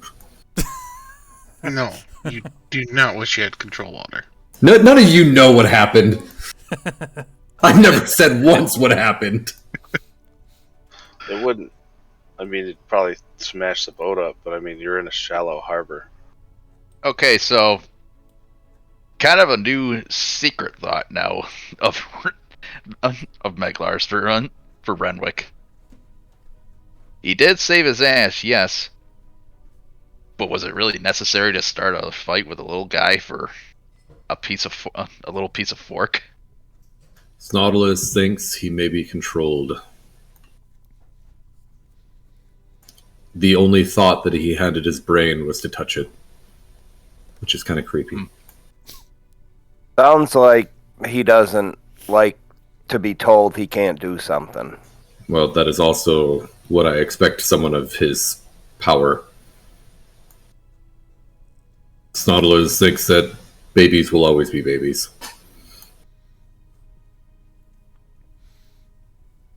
All right, so I say that slightly louder than normal just to make sure in case he's listening. I mean, outside of Meglar, yes, I definitely see this guy is very shady. Outside of Meglar. Ironically, as a player character, like what he wants is reasonable. Mm-hmm. Like from an in-character perspective, I'm suspect as shit because imagine having the ability to have something that literally is a legend in front of you, and you are literally always the one who gets to do whatever the fuck they want, and someone tells you no. Like, that's 100% in the realm of reasonable. But it's still, like, as a character who is going to be suspect of everyone, there's no way in hell I'm going to be like, oh, yeah, sure, man, here, take it. Nah, keep it on the ship. I mean, Meglar doesn't know much about magic at all. But it was good that you asked him for that scroll. Otherwise, he probably would have just ended up using it as toilet paper. Scroll? That's the Gust of Winds. Meglar uses toilet paper? Oh. All right, so you guys, I'm assuming you guys are back on the dock and just kind of making your way back into the center of town or toward the house. Where do you guys want to go? Snodulus isn't gonna lie. He was a little bit scared back there. There's nothing to worry about. Snodulus could not have taken on that many people. Are you kidding me? I've seen you take out a whole group of people with one fireball. Snodulus also wants to walk away. Snodulus has almost taken out Snodulus with one fireball. Contrary to popular belief, a small enclosed room, not maybe the perfect place for fireball. Now, Meglar did want to he did want to bring something up. Well, kind of wish I did it while we were talking to the Masaldis. The Masaldis? With Masald, when we were talking to the Masaldis, yeah. What did you forget? Well, Snodulus was there. Snodulus didn't think of anything. What did you have? Well, it's actually kind of brutal. But I do remember that one guy, that drug dealer, he was trying to hide from the Basaldis. and Go we know on. he's at Kazadur, we could just secretly bring him over to the Masaldis without Wait. him even knowing. Wait, is that where the tea's from? Oh no, that was Cardova. Why would we take him and bring him to the Masaldis? Maybe to get the Masaldis off our back a bit. Nautilus doesn't think that some random ass guy is gonna fix this. They set a boat. Just an idea. Okay. Now it might sweeten a deal if we fuck up the boat. Nautilus likes that as collateral. Well, Nautilus has been racking its brain trying to figure out how to get back a boat. I don't know if there's a spell that we can fold it like your little pocket boat that whoever the hell has that. I don't remember who has that. Yuri has that. Yeah, man, if we can make that special boat a pocket Yuri boat, Nautilus thinks we have a chance. Anyone here know if that's a possibility? Is that a magic thing? I'm looking around and like, you're the magic one here. Wait, but the Taurus also does magic. Don't you all do magic? Are you serious? Ugh. This is just crickets. Man, this place just gets weirder and weirder. All right, so I'm assuming Snodlers and Kolos and Meglar, you guys make your way back. Are you going to the house, or are you going to go to the Sea Ghost? I don't think we made any plans to go to the Sea Ghost, nor did we ever talk about what we were going to do, so the house probably is the only thing that makes legitimate sense, but if anyone can convince me otherwise, like, I have no issue doing either. I mean, yeah, I guess we'll head back to the house. Because we never did establish a meeting place. Yeah, okay, so you'd probably meet up with Yuri and Vasen. Snodler's excitedly go checks the backyard again. I'm all like sweaty, my shirt off, stinking from doing all my exercises when you come out there. I wave my hand with prestidigitation and try to clean him off as best as I can. But, like, haphazardly, like I'm just waving my hand towards him. Yeah, Snodlers, now you see the footprints that, like, Yuri just tromped right through your little makeshift garden, where, and he's back there just, like, hammering on a rock with a hammer. I would like to use my investigation to remember this footprint the best I can. Oh, fuck. I stop what I'm doing for a second, turn around, just kind of see Snodlers there, and just kind of grunt to myself, and go back to work. I'm gonna lay down and like line up the footprint to see where he's walking and where whoever this could be, and it's like pointing right at him. It literally goes right to him. It could be anyone. All right. Snodlers, do you think you should be walking around town with that sticking out of your bag? Why not? I mean, what other bag do you want Snodlers to put it out of? This is the deepest one. Maybe, not saying that you're not badass or anything, but maybe someone a little more robust should be holding that. Snodlers squints his eyes. Do you mean fatter? Maybe taller, with more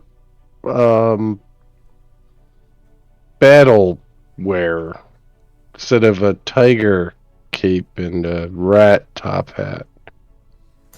I feel like it fits the persona. Is it an actual top hat? It's a top hat. Yeah, it's totally a top hat. I was picturing like a who's it? Skunk hat? Like Daniel Boone, like the raccoon hat, Yeah, the top hat. except with rats. That's awesome. But yeah, not. I mean, maybe. I mean, it could be safe with you. I would just think that maybe someone else would, Look, be better suited to protect if it. everyone else agrees with you, Snodlers will gladly part with it. But of everyone, I think it has the best chance of escaping and having everyone die with Snodlers.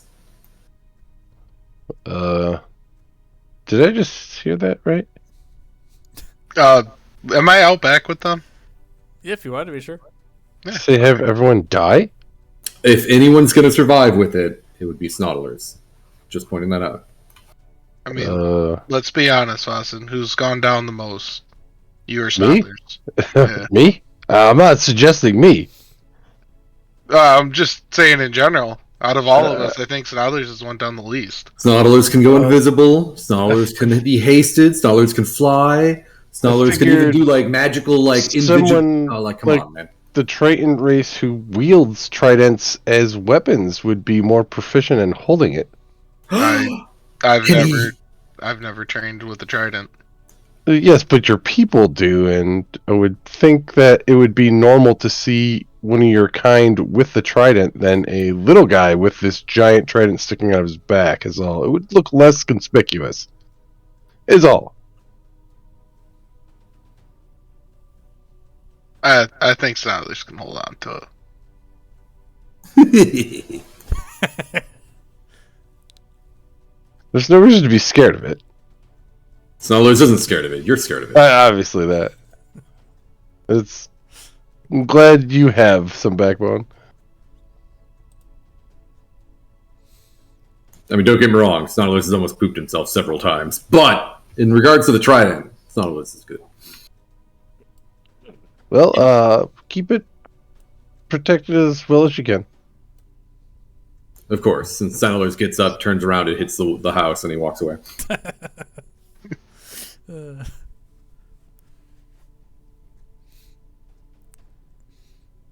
right, so what are you guys doing now that half of you are at the house? Hector and Vittoris are back at the ship.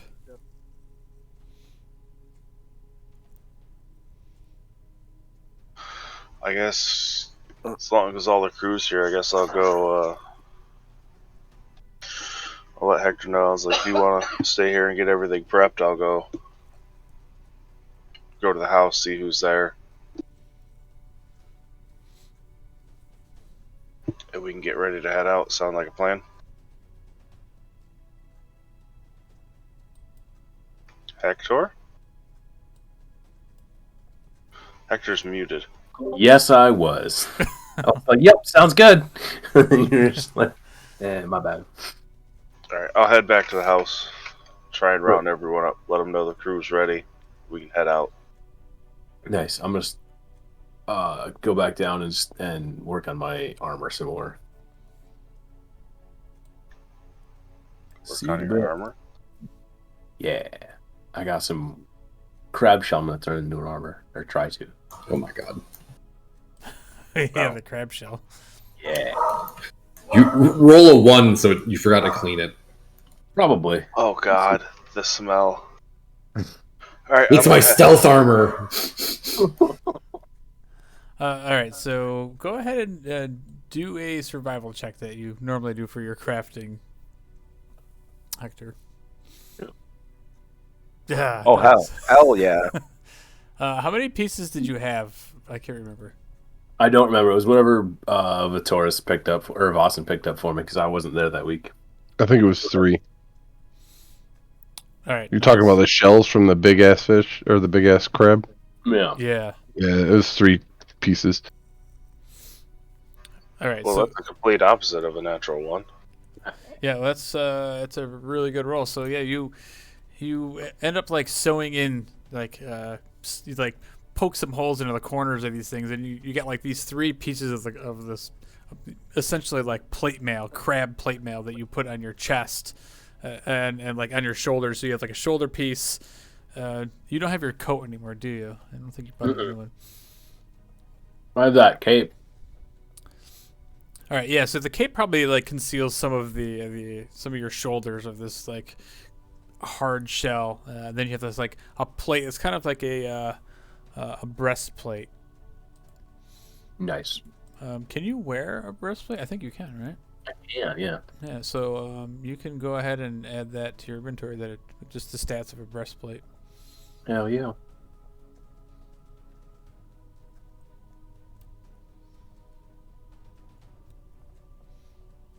I don't know what your AC was before. 15. It was 17. 17. Oh, I'm looking at the right thing. Oh yeah, I forgot you have that shield too, huh? I'm looking at Balancing your it. I'm looking at your Google or your Roll20 one. That's why. It's from like Yeah. 3 levels ago.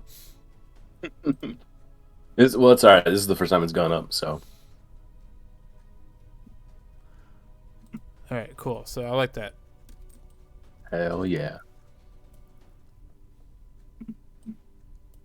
All right, so yeah, Vitoris goes and wrangles up the rest of the crew. Everybody's pretty much ready on the Seagulls. So these guys have been training and they've been really working on stuff. Bobby the Schlub is on the ship and he's like, he's getting everybody definitely in a better shape than they've ever been, especially now that so these guys have some weapons. The crew is kind of leveled up a little bit. They got their cloaks and their short swords, or actually they have like cutlasses, don't they? They've leveled up and we have it. I'm fucking with you. Yeah, some of them have cutlasses, some of them have long swords, some of them have short swords. It's kind of a mishmash. But yeah, He's not- so these guys are definitely feeling good. They're like feeling like battle ready now, like ready to hit the high sea. Hell yeah. His job's threatened by the new guy. That's why he's on top of this shit. Yeah, you guys are looking pretty good. But like after looking over a little ways at the massive ship, the Hellfish, and looking at that crew is like even more legit. Bobby has like a little bit of competition. He's got a little bit of envy, so he's really pushing the rest of the crew.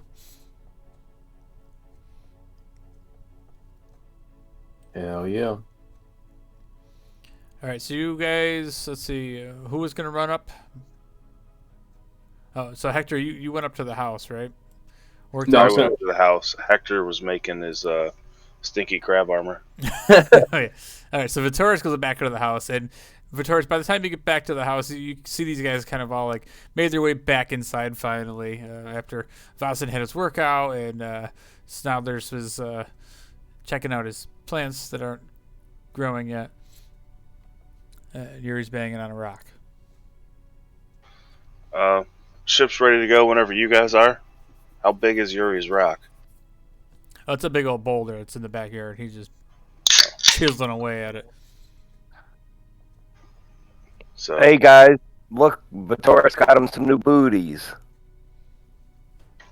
don't be jealous. You can order yourself a pair. She does good work. Says the guy just hammering on a rock. So if you guys are ready, we can head out. I'm ready. As Snodler ignores me staring at his plants. I drop all my stuff, turn around, and start heading towards inside of the house. All right, so you guys gather all your shit and you get ready to go, and you make your way back down to the docks. Everybody gets on board, and you start heading out. Unless there's anything else you guys want to do in town before you leave the harbor. Nah. All right, cool. Where exactly are we going? So, are we going to the lighthouse? Mm-hmm. Yeah. All right, just curious. Should have bought like 8 little magnifying glasses so we could all be like fucking Inspector. What's his face with the fucking? Inspector Magnify. Gadget. Yeah, that's the guy. Spectre. Inspector That's Gadget. some- Inspector Clouseau. That's some old school shit right there. We're all like looking around the lighthouse with little magnifying glasses. Man, if only we had something that would let us actually see out in the sea better. I know. Takes a thought you were magnifying glass and puts it in like the crow's nest. Perfect. I thought you were talking about Sherlock Holmes. Him too. All right, so you guys start making your way on the trip down south. So it's probably only about 30 miles. So it's not even probably really a half a day. It's just a few hours sailed to the south. I'd say sail by it, see how busy it. We don't have a spyglass, do we? That's what I was making fun of. I know Hector at one point mentioned he needed to get one. I didn't know if he actually got one. Nope. I was gonna, and I forgot. It's fine. We'll figure it out later. Yeah, yeah, you know. I have an owl. It'll be fine. Yeah, We're all fine. you've winged it so far. It's fine. Oh yeah, wasn't it like 1,000 gold? Yeah. It is 1,000 gold. Yeah, but you got money now. Freaking Renwick Drake just offered Snowthers 10,000 gold. Snodlers has not told me anything about how much he got offered. That's true. That's true. Nor will he, because there's no point to it. Unless someone talks about it, Renwick Drake, and Snarler's like, oh, the guy that really just wanted to touch me? Fucking touch. Jesus. Things got real weird in that cabin. All right, so you guys make your way south. A few hours into your travels, following the coast. This is an area that's kind of like the far south reaches of the Keeland Empire. From what you guys know, the further south that you've traveled, the less and less the Keeland Navy actually patrols this area. They're kind of more concerned about all the piracy that's happening to the north and to the west towards Aramor, which seems to be like the pirates' main place. So the further south you go, the quieter it seems to get down here. You see less and less ships. It's late afternoon, early evening by the time you start seeing the lighthouse in the distance. Now, the lighthouse itself looks abandoned. It's kind of in rough shape. The brick lighthouse itself, you can see from the distance, it's missing a lot of pieces. It sits out on this outcropping that's kind of off from the shore. There's on one side of the building, there's a dilapidated old structure. That's all that's left is basically just rubble and like timbers that are left of the supports and the uprights. But the opposite side of the island, you see a somewhat intact building. The roof is still in decent looking shape from where you can see, and as you kind of like are close enough to make your way south around this large outcropping, you see that this building has a functioning looking deck in front of the building with a stairwell that leads down to a beach. And on top of that deck, you see a little bit of movement. If you see this kind of this humanoid creature kind of walking along this decking, he's got a greenish skin. He looks somewhat like a goblinoid sort of thing, but he's more like 6 feet tall. He has some strange looking, almost like shell looking armor to him. This is pretty much what you can see. And I'll show you the, I think you should see in your journal now, the Moor Sabula Lighthouse. A little bit of what the art of the lighthouse looks like as you approach, coming from... Is it ramshackle like it looks in the book? Yeah. It's kind of definitely abandoned, run down looking.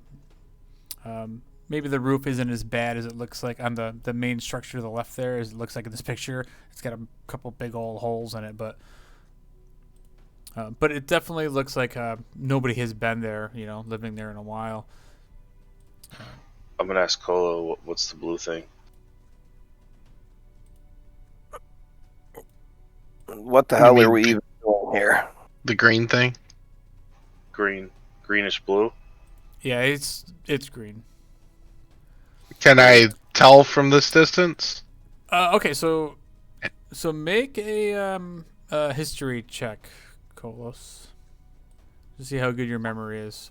It's not horrible. It's not real good because green thing could mean just because the seashells, you're thinking about underwater creatures, but you're getting kind of confused with some of the things that maybe you've heard about on land. Is this an orc? Is this a goblin? You're not really quite sure what the hell you're seeing or what Vitoris is asking you. That.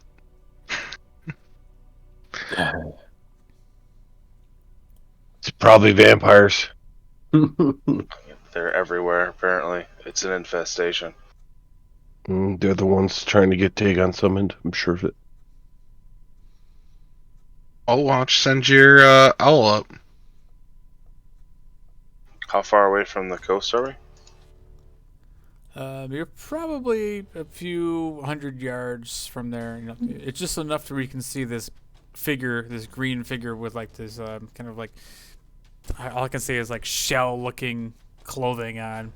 But I'll summon my owl. He can't get that close. He's only got 100 feet, so I'll let him fly out to like 100 feet and see if I can get a better look at him. yeah, go ahead and make a perception check with your owl. He gets advantage. I mean, he's an owl, but let's see what he can notice. All right, that 20 is really nice that he rolled. So at this point, you get a definitely a better look at this thing. And let me see, man. I might actually be able to show you some art on what this thing looks like. Let me see how this works. Sasquatch of the ocean.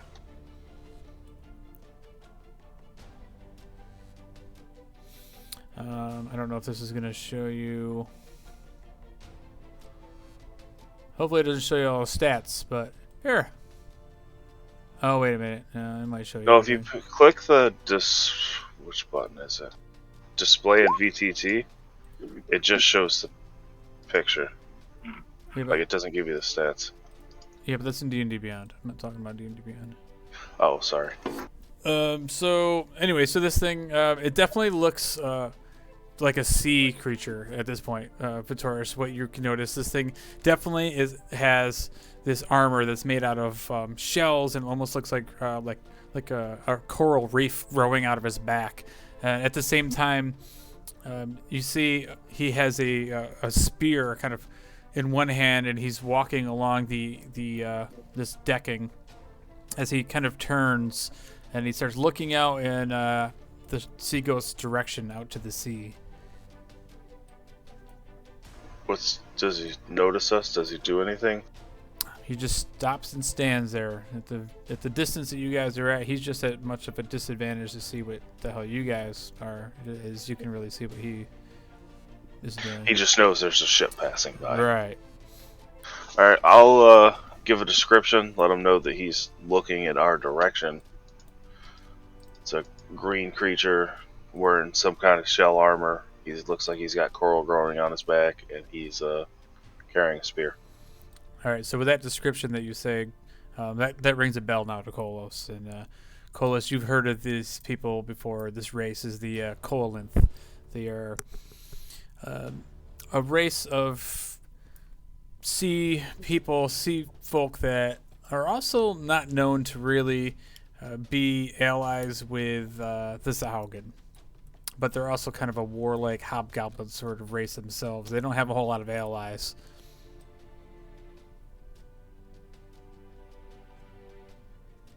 Definitely not allies with the Tritons either. Are they powerful people, Kolos?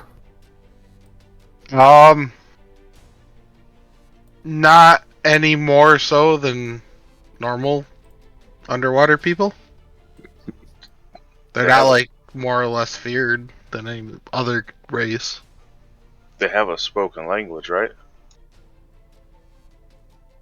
Yeah, he would know that. So you would know that they speak common. They can speak Goblin. So basically, they're kind of like the hobgoblins of the sea. Pig Latin. Pig Goblin. We can pull up along the beach. Maybe we can have a talk with them. Maybe they could be allies. Or maybe he tries to kill us all. But there's only one way to find out.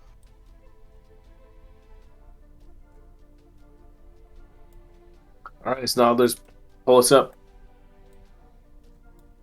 Maybe you should man that ballista there, Vitoris. I'm always on the ballista.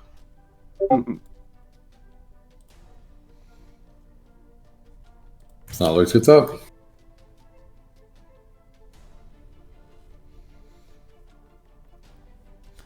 All right, so Snarlers, as you pull the ship up to the outcropping out front, you see that I say, as you kind of approach the side of where the dock is, or the deck, I mean, on the side, you can kind of see more of the facility now, the lighthouse, the building. At this point, as you kind of like get a little bit closer, behind it you see probably a half dozen or so of these cold and they're out there working alongside this giant octopus that has like a bunch of crates in its arms, and it's like it looks like it's moving crates.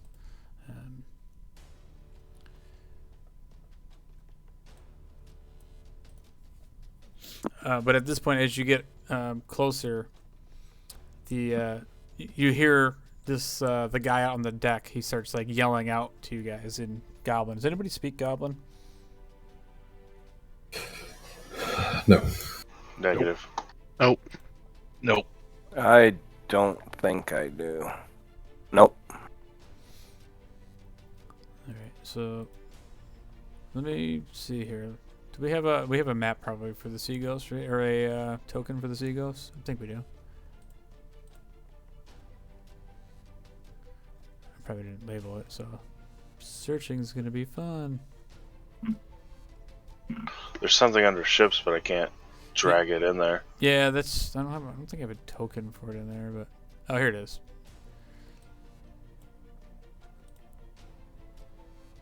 It's so tiny. It's It's probably like a little rowboat. That's what she said.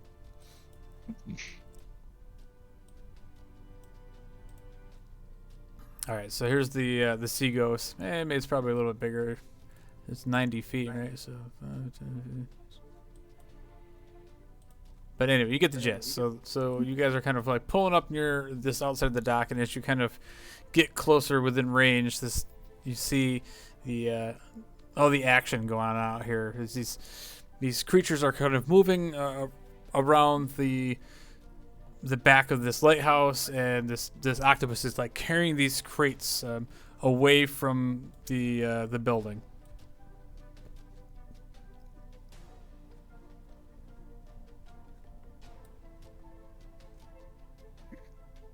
Gotcha. I'm gonna call out in common. Would I recognize her language as from like that it is goblin like from Karator? Yeah, I'm assuming that you guys would all kind of recognize this sort of dialect, like goblin dialect. Yeah, brush. That takes me back. I'll call out in common.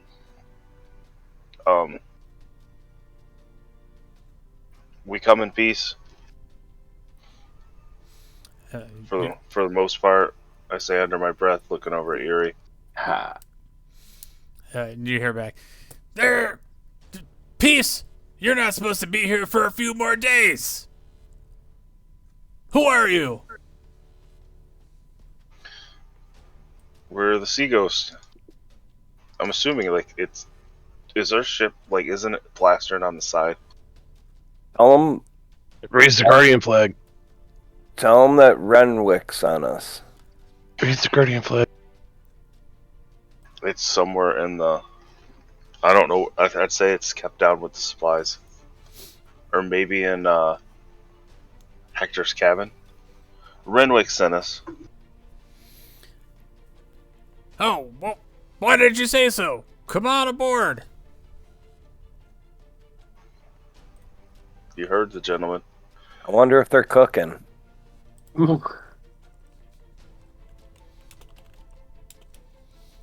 As before we pull off, I'm gonna let the crew know like stay aboard the ship. Be ready to roll out. Keep a careful eye out. All right, so you guys are. Oh, sorry, are you taking the rowboat over to the? Oh, this isn't a dock. That's just like a stairway on the house. Yeah, Like yeah. You can't actually like dock up to it. Oh, gotcha. All right. Yeah. We'll pull out. Well, I'm still gonna let them because I mean, obviously, if they're in shell armor, I'm gonna assume they can swim like Kolos can. So, let the crew know. Careful eye out. hopefully, nothing much happens. It's kind of uneventful, but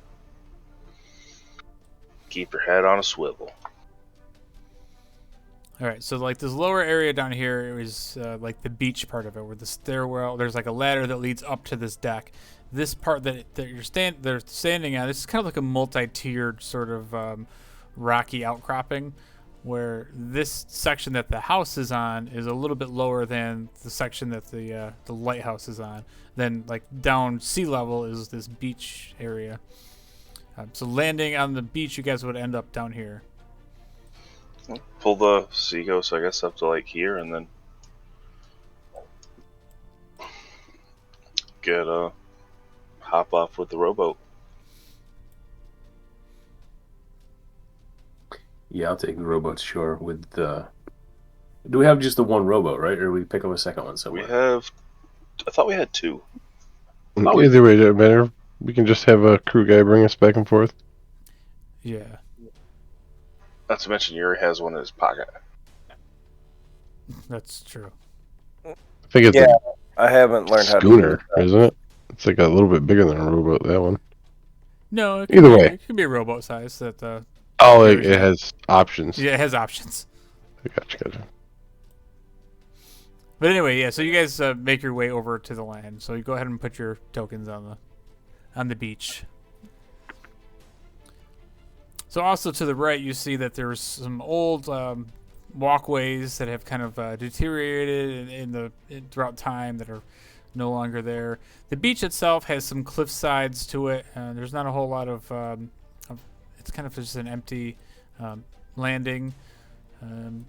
To the right is, you guys can see the condemned, like the ruins of an old structure.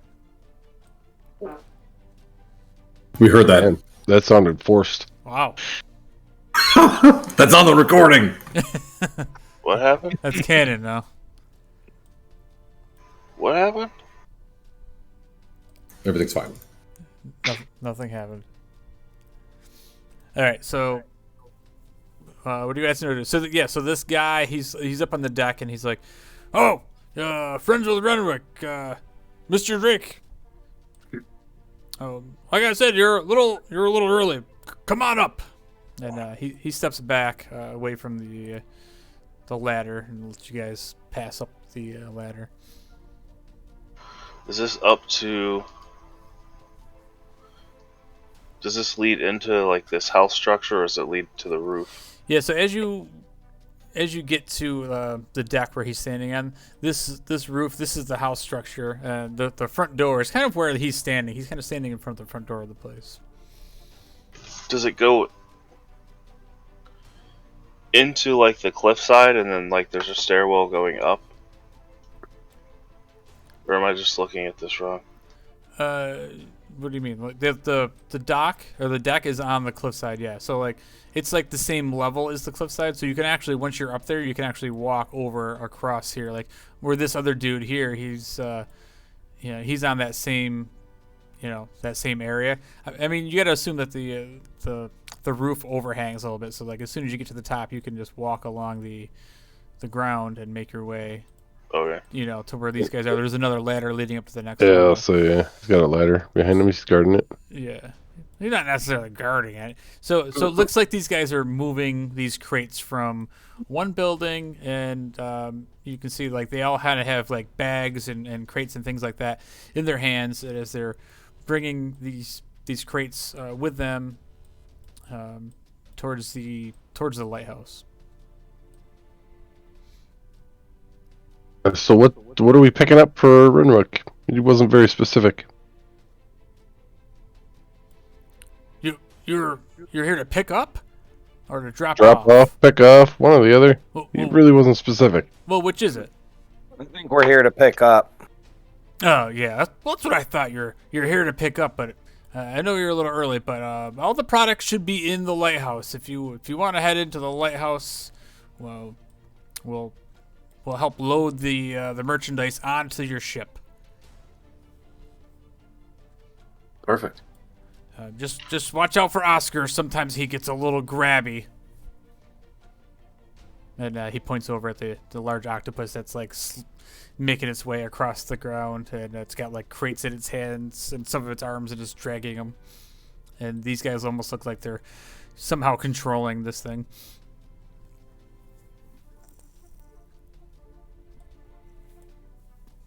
All right. I guess head into. Does the house lead to the lighthouse? No. So the house is... He's Okay. standing in front of the door of the house, and he's kind of pointing off to the side. Make your way around the side, up the ladder, towards the lighthouse. So like over here is where the door of the lighthouse is. It's on the opposite side. Okay, gotcha. So if you like, it's similar to like the artwork where it shows the door. There's like a stairwell leading up to the door of the lighthouse. Just eyeballing these guys as I walk by. They look like the Grinch. Yeah, and as you walk by, they all start like grunting a little bit and eyeballing you guys, and they're like, "Brr," they're saying stuff in Goblin. And as you walk by, like the giant octopus, it like whips out a tentacle towards you, Yuri, but it just like slaps you kind of in the side of the face, and you just have like feel this like suction cup slime on your face. How does their armor look primitive, or does it look like well made? No, it looks like primitive. It looks homemade, stitched together with shells and barnacles and things like that. And their weapons are the same. Yeah, they have these kind of simple-looking spears, but yet the spears have metal tips on them. Okay. So I guess by looking at them, they don't exactly look like something like a weapon that would have come from the sea. What are these guys? Fancy Sahaugans?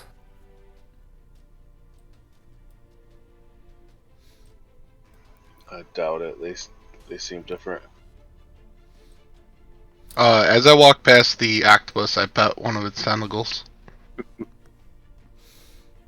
So as you kind of walk by and you get close to it, Kolos, you notice that it has this kind of collar that's like wrapped around its head, like the base of its head, just underneath its beak. It's a brass collar. Okay. Yeah, you So get this octopus is like their dog. basically. Or it's a collar used to control. All right, so who's going first in the lighthouse? Order the way people are. I guess I am. Yuri's going in first. All right, so Yuri, as you walk up the stairs, there's one of these cold-length guys. He's very large. He kind of grunts and looks down on you. He steps out of the way, though, as you walk up into the lighthouse.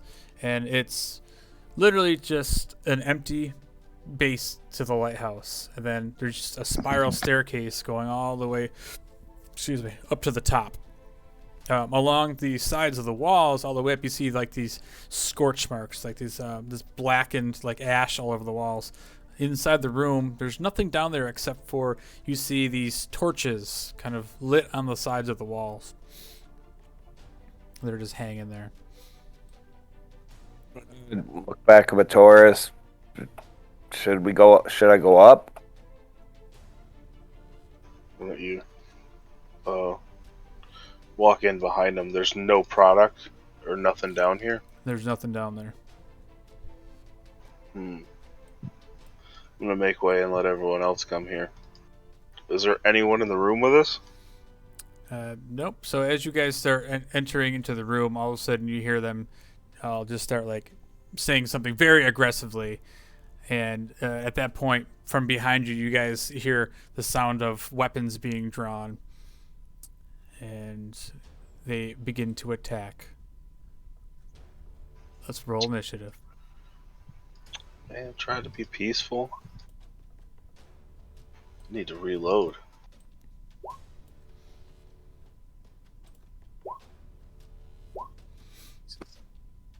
Fucking 11 and a 6.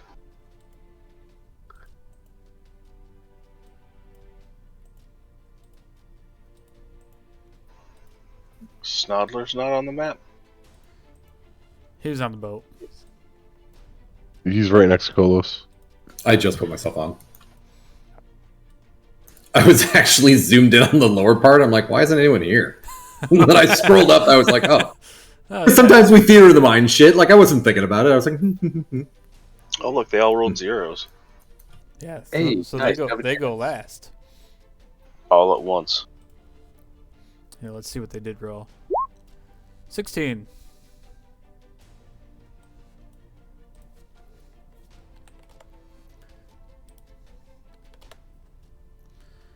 For all of them?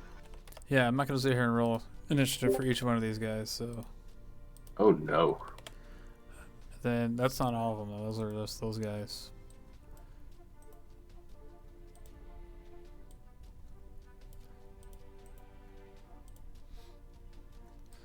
All right, so these guys. Let's see what they roll. 10s. All right.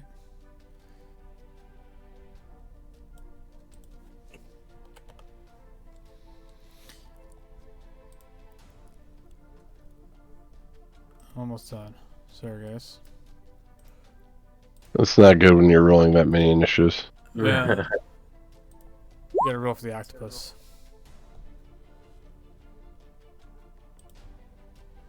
Oh Jesus. All right, so as soon as this happens, you guys are like making your way up into the place, and all of a sudden the octopus, you hear it just drop these crates, and you hear the smashing noise on the ground as this thing just tries to reach out and attack Meglar. These tentacles come whipping across. He's got a 10-foot reach. I don't know Damn. what kind of noise an octopus makes, but I don't know. Yeah, that's about it. I don't know if they make. I don't know if they make noise. All right, so Meglar, he smacks you for 7 points of bludgeoning damage as these tentacles like catch you off guard. He has a 15-foot reach, so these things are badass. So you just slapped me with them, right? Oh yeah, I mean it still hurt you for 7 points of bludgeoning damage. Oh yeah, sorry, you have to make a. You're grappled with it. So you, on your turn, you can attempt to escape if you'd like. All right. So no, so he didn't just slap you. He slapped you, grabbed a hold of you. And that brings up the other guys that charge in. That apparently they were ambushing you guys.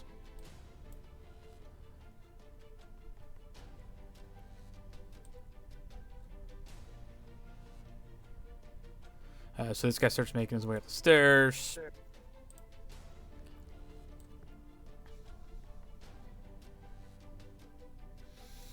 So what do they have for weapons? Oh, they have all sorts of cool shit. So this guy over here, he pulls out a trident and he just launches it over at Meglar. With 12 to hit, so he's gonna miss Meglar.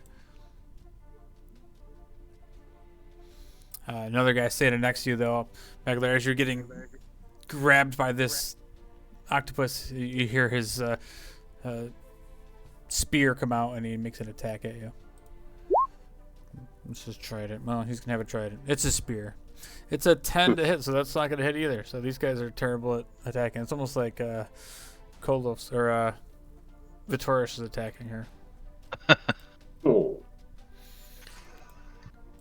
Say my feelings hurt, but at this point, it's just true. All right, so this guy up front, he turns to Vasen as Vasen starts climbing the stairs. Makes an attack with a 10. That's going to miss. Use my reaction Ooh. to do Tipsy Sway. Yes, Tipsy Sway. 1 key point. His attack hits this guy. With the 10? Or does No, it reroll? it just automatically hits. It automatically hits. Okay. Yeah, it says when a creature misses you with a melee attack roll, you can spend 1 key point as a reaction to cause that attack to hit one creature of your choice. All right, cool. So he goes to hit you, and you kind of like drunkenly slap it out of the way, and his spear hits this dude next to him for 3 points of piercing damage. All right, so that brings up the next Kolnith, who comes rushing in. He goes, ah! He comes rushing in at Snodler's with an 11 to hit. Oh, these guys are terrible. Snodlers looks up at the last second and goes, huh? All right. So My AC is 12. Like, you almost didn't, like... almost actually hit. Huh? Seeing the Triton, this other one from the south, he comes rushing in to the back of Kolos with a critical hit. Of course. Of course. What does he roll? So he rolls a d6. So it's 9 points total. Oh, so they hit like women. Yeah, Okay. they're pretty primitive looking. They're not much different than like just a Haugen. All right, so that brings up Yuri. Oh, I'm assuming I hear all this, even though I'm stepped inside the door. I heard all this going on. Oh yeah, you heard the smashing of the boxes, and you hear the sound of metal as these spears and tridents are being thrown and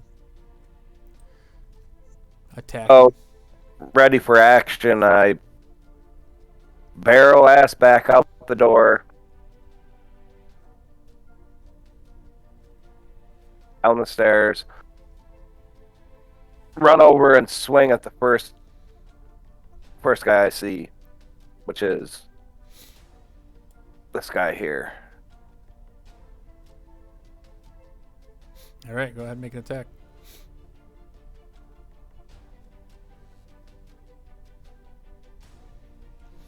Uh, 14's gonna hit. Yeah, these guys are pretty squishy.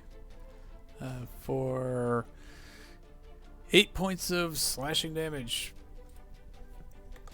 So yeah, so to just come running down the stairs, and this guy, as he, you see his back is turned as he actually just stabs his friend. If you watch Vasen deflect his spear, you come running in and just sink your axe into him, but he's still standing there. He's looking pretty hurt. And I'm gonna swing back for another shot at him.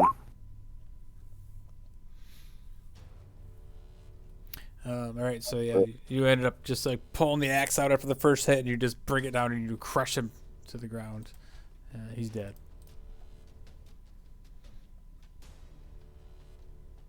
I just look back and tell Vitoris to hold his position.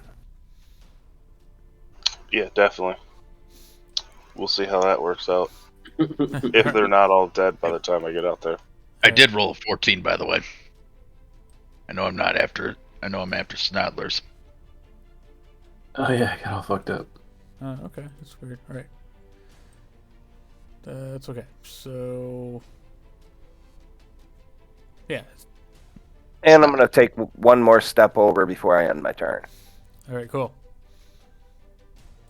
Oh my god, there's so many of these assholes. It's really not. That's not so many. It's not so many.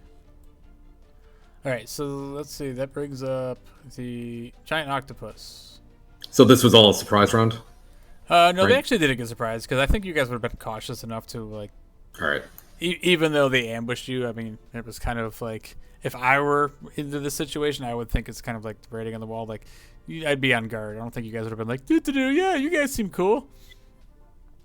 So the octopus already went. Is he gonna go again? Oh, why does he have a 16? Wait, what happened here? Yeah, the octopus went first, didn't he? It got all screwed up when for He some did. reason start in order. Oh, okay. All right. Well, so yeah. So then I guess it would be Snalder's turn. That's actually why I was confused. I was like, wait, surprise round? Because I'm not going anymore. I was right here. Yeah, no, the Sorry. order just got screwed up. It's all good. Yeah. All right, so we're back in order. Alright. So Sounders, yeah, you got two of these things around you. You see Meglar who's getting like grappled by this octopus, and Yuri's just splattering sea goblins in front of you. And I'm standing right next to the Taurus, right? Kolos. Kolos. God damn it. Where's Vitoris? God damn it, Vitoris. Forrest is hiding in the lighthouse. I see it. What a dick. He's not hiding in the lighthouse. He was in there. I of course rolled like a 6 for initiative, so yeah, I'll get the round eventually. Yeah, I'm just really bad with names. Like Plenty I somehow think that the dude next to me, which I think is Black Sarge, which I don't know your actual in character name because all the names are different. Polos. Jesus. All right. His is the only one that doesn't match, though. It's still bad enough. All it takes is one. It spoils the whole thing. I feel like I'd be pretty scared of this giant ass octopus, right? Yeah, he looks kind of intimidating. I mean, I think you'd be pretty scared too of the guy that nearly hit you with his No, that guy's a puss. spear. All right.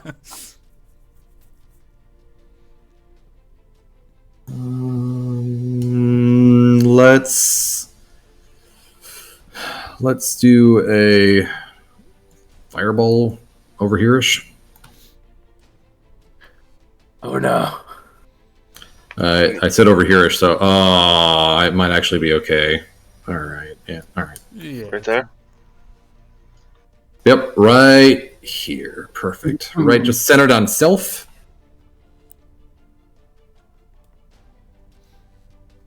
All right, DC 15 dex save. So where you put it, like over here? Your choice. I figured somewhere in this region. You can figure out which square you want. Yeah, that's good. One of which has a chance of hitting one of us, I think.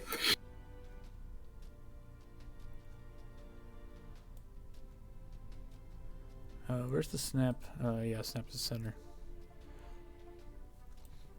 So what was it's a 20-foot radius, right? I think Yep. you guys will actually all clear. I mean, Vitoris is inside, so I'm gonna say he's gonna be okay. Oh, thank fuck. But yeah, all these guys and Meglar is just barely out of the range. So yeah, it's a very strategic airstrike here. What's the DC 15? Dex save 4. We'll start with the guy up here at the... Oops, I'm on the wrong icon.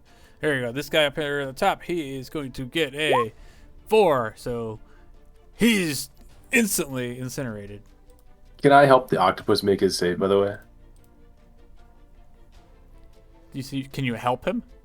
What? Help the octopus. Yes. He's just a fucking octopus. I don't want him to die. Yeah. He's got his tentacles wrapped around me. What the fuck? Maybe he's just giving you a hug. Yeah, bro. Take it easy. So this guy, he is going to make his save. 13, so he takes the full damage as well. Okay, so then this other dude, he's probably going to get blasted. Oh, yeah. So this guy instantly, you see, just incinerated. So, oh, yeah, that guy was in range too, so we got to make his dex save. 17. So this guy passes, and he's only going to take half of 27, which is anybody? 13? 13? All right. We typically round down, right? Sorry, what's that? So we round down, right, for halves? Yeah, we round down. Correct. Yeah. All right. So giant octopus is going to make his dex save, and you're going to use your reaction to help him make his save. Yep. Let's see, where's his dex? Boom. He saved anyway. Wait, is that your octopus out of hilarity? I just didn't know it. No, it's not. It's just I don't want. It's an octopus. I don't want it to fucking die. You dick. How obvious is that collar on him, by the way? It's pretty obvious. Can we see someone with a remote control for it or no? No, you don't actually see the remote control. Okay. I'm chromatic orbing it next. Good luck saving that bitch. And Okay. he burned all the product. We're having calamari tonight. Yeah, all this shit. We have no idea what it is now. Okay, so Meglar, you can go next. All right, so you're still being grappled and restrained. Right. So you have to try to make a DC. I forget now. Let me see. I think it's only like 13, but I'm not sure. 16. Ooh, 16. Damn. Yeah, so you need to make a DC 16 strength check to try to get out of his grasp.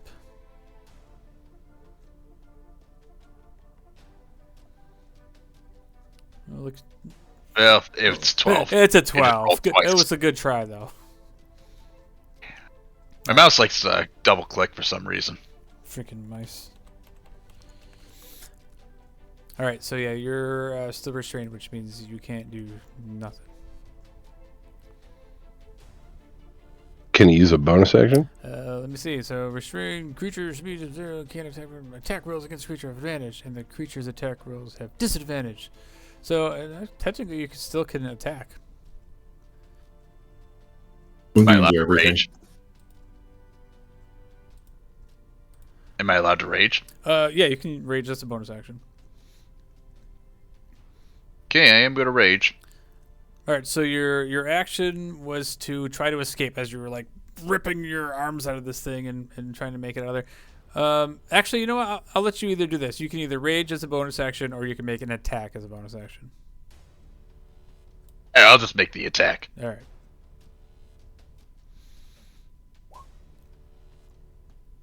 So you have Fucking my disadvantage between a 20 and a 28. Nice.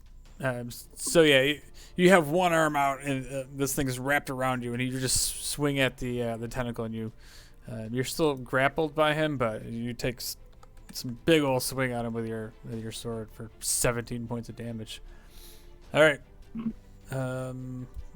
Anything else you can do? You probably have a second attack. Yeah, that was the wait, what? Oh yeah, you had. Check. So I'm gonna replace one of your actions, or one of your bonus. So your action was to escape. So your bonus action was to attack. So yeah, I Yep. think that's it for your turn then. Yep, that's it. All right, so Hector. I'm gonna try and cast Dispel Magic on this thing's collar. All right. Zap that collar. I don't know if I need to. I don't even know if it'll work, to be honest, but that's what I'm gonna try and do. Okay, so for each spell, force one behind the target, make an ability check using your spellcasting ability. The DC equals 10 plus the spell's level. All right, so as you do that, so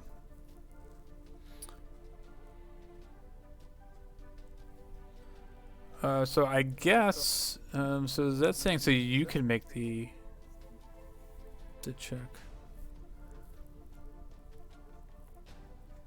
Yeah, it's probably not like actually a spell that casts it. I don't know how well it's actually gonna work, but No, I like the idea, so I'm gonna say go with it. So, but I'm looking for.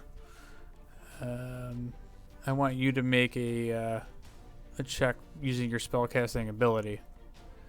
okay. So, Can I use reaction to help myself here? I'll be right back. let's see here. Technically, yeah, because it's your turn, right? So use your reaction in the last round. So yeah, go ahead. Sweet. So it's a +4, and you want just a straight Whatever your spellcasting ability is. wisdom. Roll, please.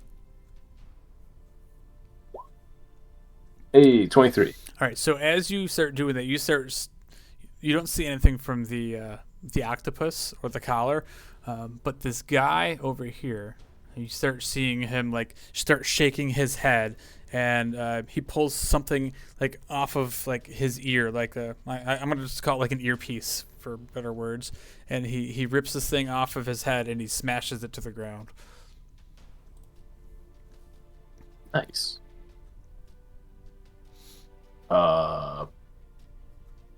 Yeah, that's my turn.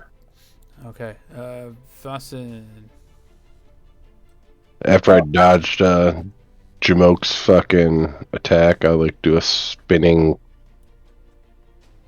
like roundhouse with my quarterstaff. I step into it and like do a spinning attack on this guy. Okay. Two-handed. Whoa. Definitely missed. All right, so make a dexterity save. All right, so as you miss, you slip on some of that slippery moss that's over there, but you end up catching yourself, and And then I like roll and swing again for his kneecap. Oh my god. all right, you swing again, and you like slip again in this stuff. You definitely weren't expecting this slate rock to be so slippery. I come around for a bonus action. Unarmed attack with an elbow strike.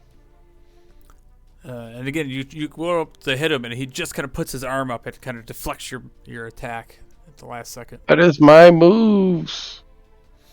All right, so that brings up his turn, and you see him at this point. He says, Drake told us that you'd be coming, and you fell right into our trap."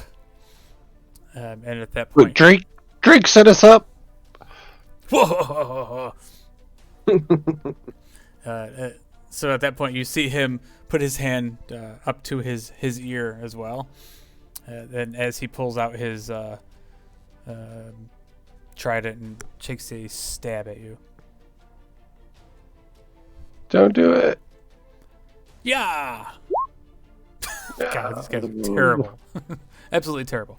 I want him to miss and hit the corpse. Okay. He just stabs this thing in the face.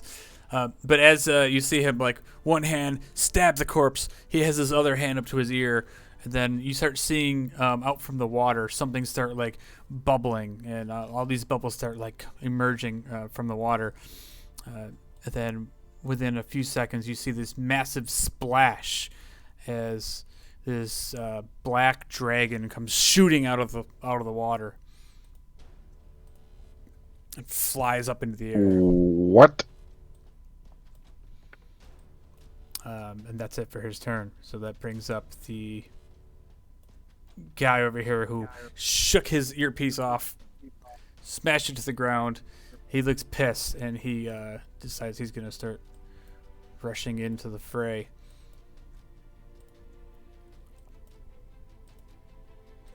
Come on, move, guy. Let's see. He is going to rush in. 5, 10. He loses some movement speed over these crates. Makes his way on the other side of his homeboy here, and he attacks Meglar while he's in the grasp of the octopus. With advantage. Hey, he crits. So, Meglar, you take 13 points of damage. Don't you wish you raged? Okay, Kolos. I'm going to give this guy an opportunity attack as I rush past him. So if you want to roll that first before I attempt to do what I'm going to do. You're good. I was scrolling away. So which guy? The guy to the south there? Yeah, Okay. that guy. All right, he goes and tries to make a stab at you with 15 to hit. That misses. Probably gonna miss. These guys suck. Yep. I'm going to attempt to jump onto the octopus and cut off his collar. Okay. Make an So, acrobatics check first to see if you can mount this big badass. Nope. Yeah, so he's moving around because as he is like holding onto Meglar, he starts flailing the rest of his tentacles after you saw. I don't know if you would have noticed that the other guy had thrown his earpiece off, but whatever Hector did seemed to really upset the octopus now. Alright. I'm assuming that was my action. Yes. Yeah. So as my free action, I'm going to try to tell the octopus that he's free and needs to run. Okay, cool. And he responds back to you. He's like, "Freedom," in octopus language. All right. So that brings up Vitoris, who's hiding in the lighthouse. I wouldn't say hiding. I just stepped aside to let everyone else in, and then they decided to tell me to go fuck myself. They didn't feel like hiding. Apparently not. I'm gonna step out here and I'll shoot this one.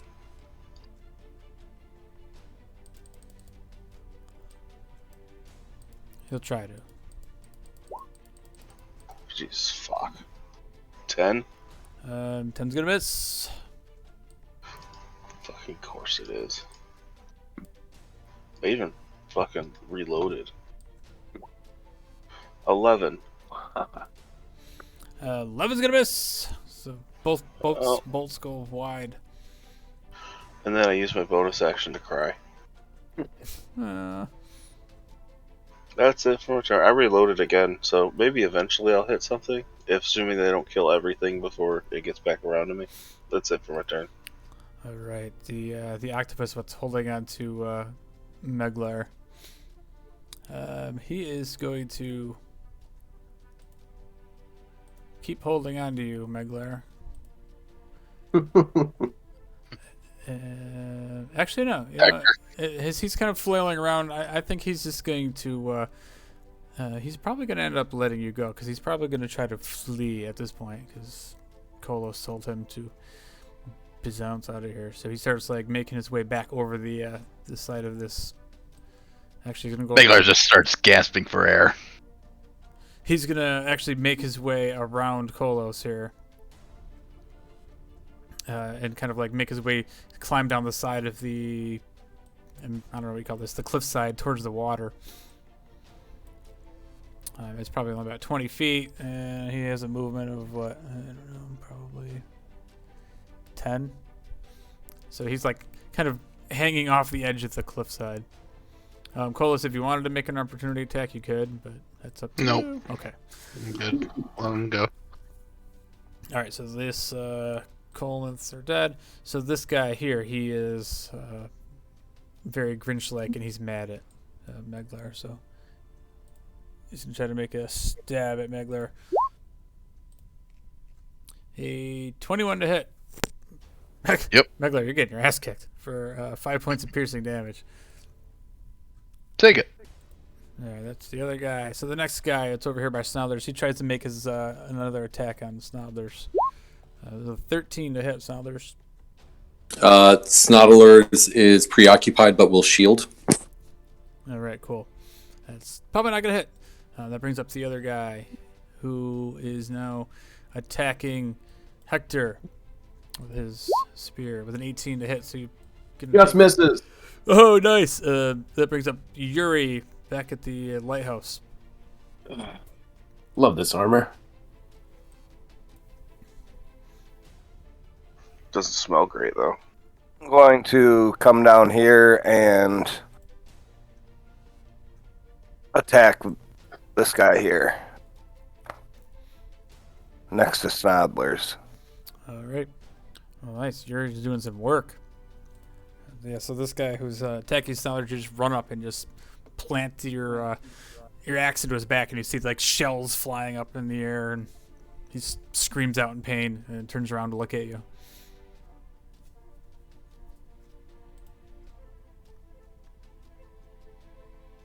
And I'm going to attack him again. All right.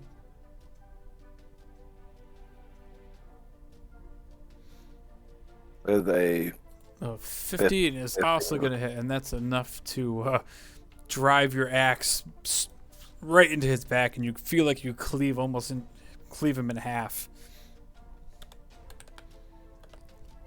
And I'm going to use my axe and surge and attack the guy behind me. All right.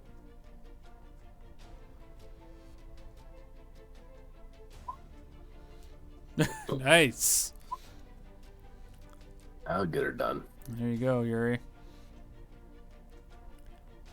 All right, That so- killed that one? No, you didn't. You didn't outright kill him, but you just 16 points of damage to him. You turn around and just smash into him. You got another attack. I'm going to attack him again. Yeah, so you sink the axe into him. It's not enough to kill him, but he's looking pretty hurt.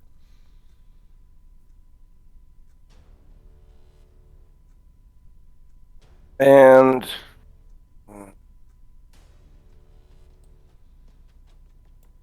I'm going to end my turn there. All right.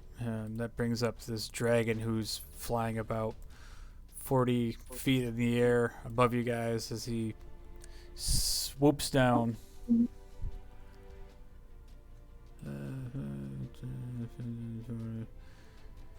So he comes flying across the battlefield. Like you hear him just like letting out this like massive screech, and he opens his mouth, and you just see this massive cloud of acid just like boiling up from inside of him, and it just turns into this nasty acid, and he spits it all the way across this 30-foot line from his mouth right through Yuri, Kolos, or no, sorry, Snouders. Let me see who's in line of this thing.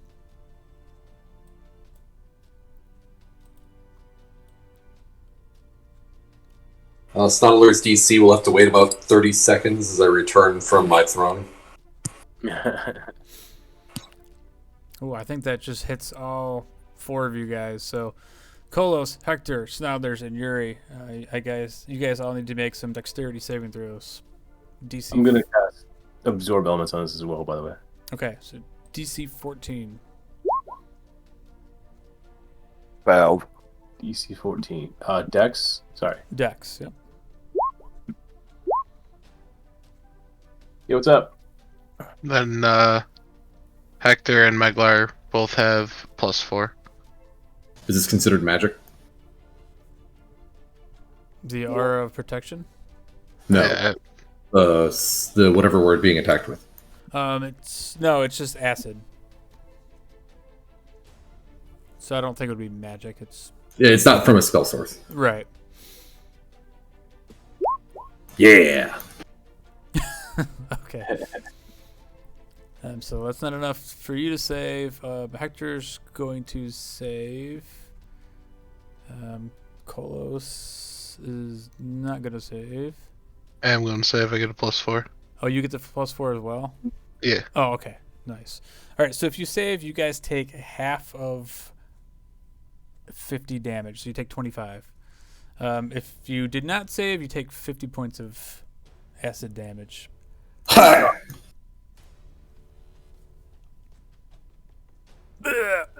As you guys watch Snouders just get covered in this acid and falls unconscious to the ground.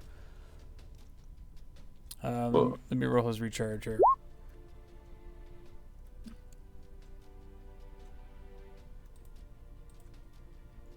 All right. So I would have taken 25, but I have resistance. So is that? We'll go to 12. Yeah, because you've made the save plus your resistance, so you get half of whatever damage you take. So. Sweet. Ow!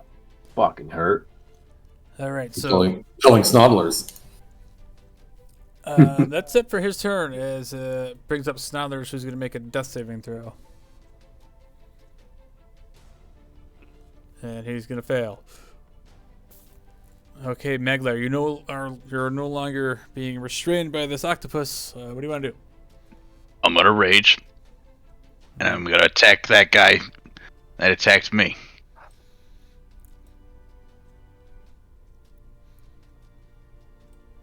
With a 16. Oh yeah, so you literally just cut that guy. You just run your blade right through him, and he is dead city. All right, and I'm gonna make my way to the guy right behind him. Do the same thing. All right. Jesus Christ. Yeah, you just swing that sword and you just crush right through his ribs. You can feel the heavy blade just rip him in half. He falls down. Okay, that's my move. All right, beautiful. All right, Hector. Fuck. So this dragon's about 40 feet in the air. He's looking pretty mean. He's definitely not a full-size dragon, but he looks pretty mean. Nonetheless. All right. I'm gonna use my wild shape. Just go chalice form. And then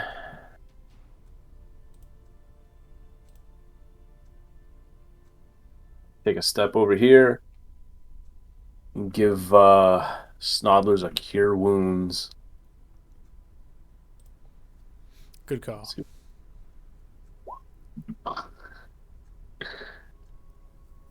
So he's gonna get nice. 14 health back. All right. Not sure it matters because according to the way the order works, the dragon will go before me. So Yeah, but at least you won't automatically start failing death saves because you'll be like fucking you're acid. not wrong. Listen, that's what I'm doing for now. If something changes in the future, I'll fucking adapt. And invisibility, and I'm gone. All right, perfect. It's probably not a bad idea. Ah, fuck. That's the. Is it? Is that the end of my turn? Nah, fuck that. I'm gonna run into the building. Perfect. Hide with Taurus. Yep. Everyone's talking shit about me being inside the building. Now all of a sudden it seems like a real great idea.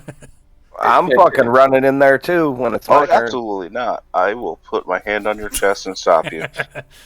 Meglar's not really saying anything about the tourists today. This guy's gonna get an opportunity attack if he wants it. Oh yeah. Okay.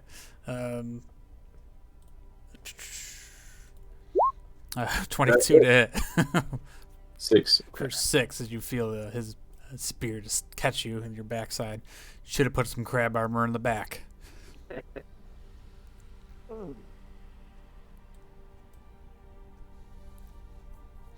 That's the end of my turn. All right, so that brings up dead guy and brings up the guy next to Vasen. This guy is going to disengage, and he is going to step out of the way of this dragon and take cover in the rubble.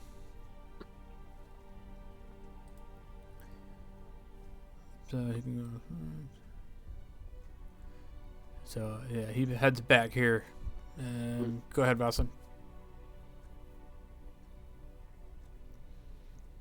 I see that guy booking it, so I just chase after him and jump into the rubble and like do like a flying elbow on him.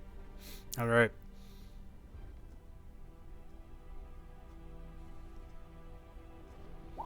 Oh my god, 13. And you do that as he just ducks out of the way. Like I swing my axe like across his face from like I guess right on top of him. He's not laying down, is he? No, he's just kind of like crouched down. Yeah. We'll come back and like try to fucking smack him with my staff. Holy shit! Finally. All right, this time you make some good contact with him. For 6. All right, so this guy he gets blasted back and he ends up just smashing him right to the ground. He didn't see this coming, and he's dead. And I guess I'm gonna do what he was gonna do and hide in this rubble. All right, good idea. Is that it for your turn? Yeah. All right, so that brings us to Kolos. Well, let's hope it works. I'm going to use command and use approach as the word. So he has to make a DC 15 wisdom saving throw. And on a fail, his turn is used to move within 5 feet of me and then end his turn. Right. What's the spellcasting or what's Wisdom. Wisdom. Oh, I rolled charisma. Sorry, hold on. Wisdom. All right, he rolls a 10. Yeah. All right, what was the approach? Approach. So he comes within 5 feet of me and then ends his turn. All right. So you see him fly in. It's on his turn, though, right? Yeah. Oh, okay. Yeah, that's his whole turn. All right, so that brings up Oh shit. Batoris.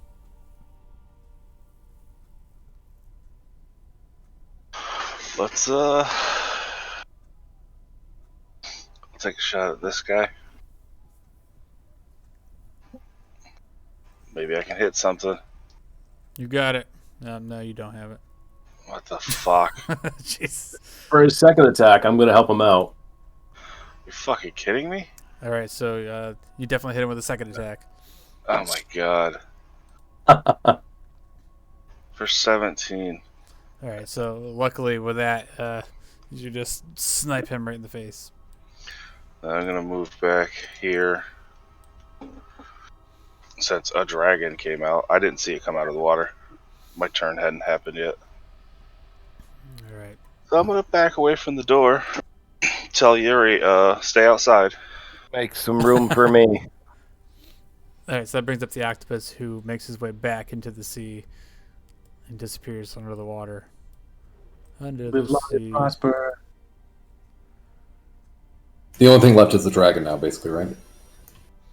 Yeah, I think you guys got all the green goblin guys. Yep.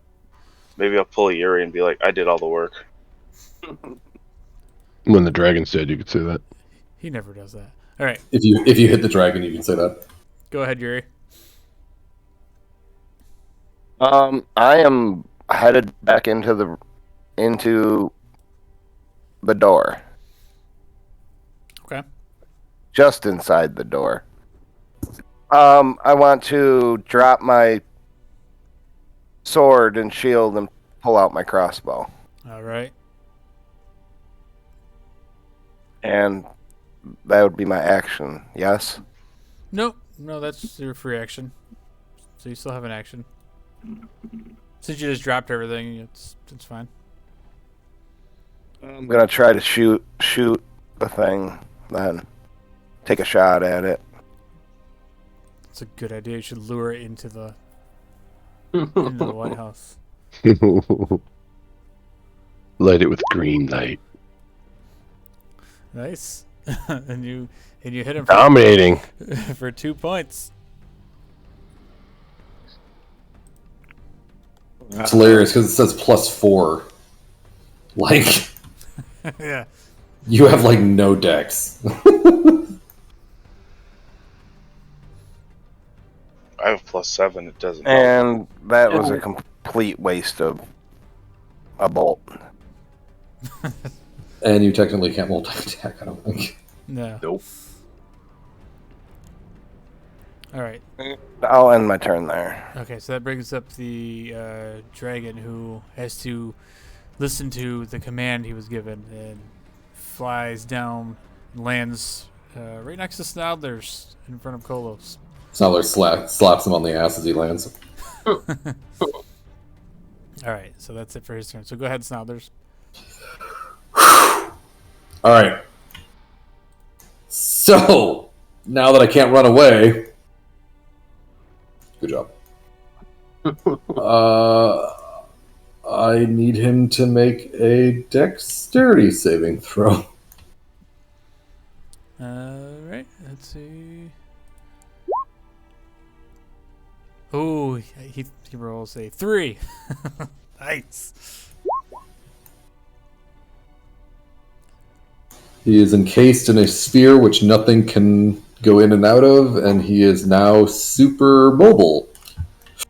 And with that, Snodlers runs away, or stands up, runs away 7 feet, and then like runs and lunges, pushes it this direction. All right, so I'm gonna put this net on him so he's encased. All right, so how far can you push something? Well, so 'Cause I know Snothers doesn't have a lot of strength. But... So the point is the sphere is weightless. So, but the creature inside can use its action to push against the sphere's wall and thus roll it. So basically, I was just being a dick and like fuck you and like Sparta lunging at it to move it.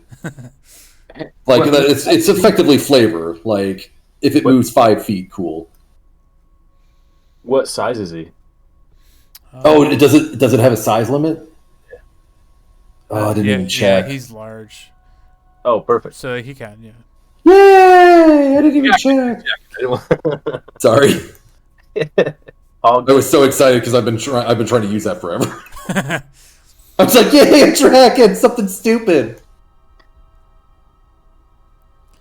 So Snodlers basically yells out like, hold him still and let's get ready. Oh yeah, so I think you run up and bump into it, and he starts rolling towards the edge of the cliff.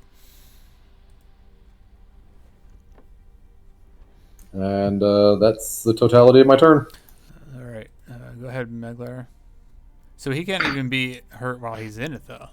Nope. Mhm. It is basically CC'd for us to actually figure out what we want to do, Right. and potentially talk to it if we wanted to actually go about that route as well. So does that mean? That means We you gotta- attacking it does nothing. Okay, You so can- You can yell at it.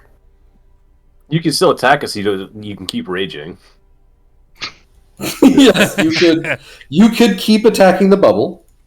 That's totally reasonable. He doesn't know what it's gonna do. All right, I'll just hit the bubble. What the fuck? I'll attack the bubble. All right, so you swing at it, and you feel like your sword just kind of like glance off of this shield that it's in. But yes, effectively you're still raging and mad as you're smashing your sword into it.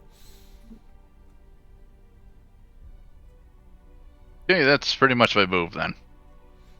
I mean, there's really nothing else to do. Okay, so that brings up Hector. So I'll say though, even though as you swung and you hit it, it just moved another 5 feet towards the edge of the cliff.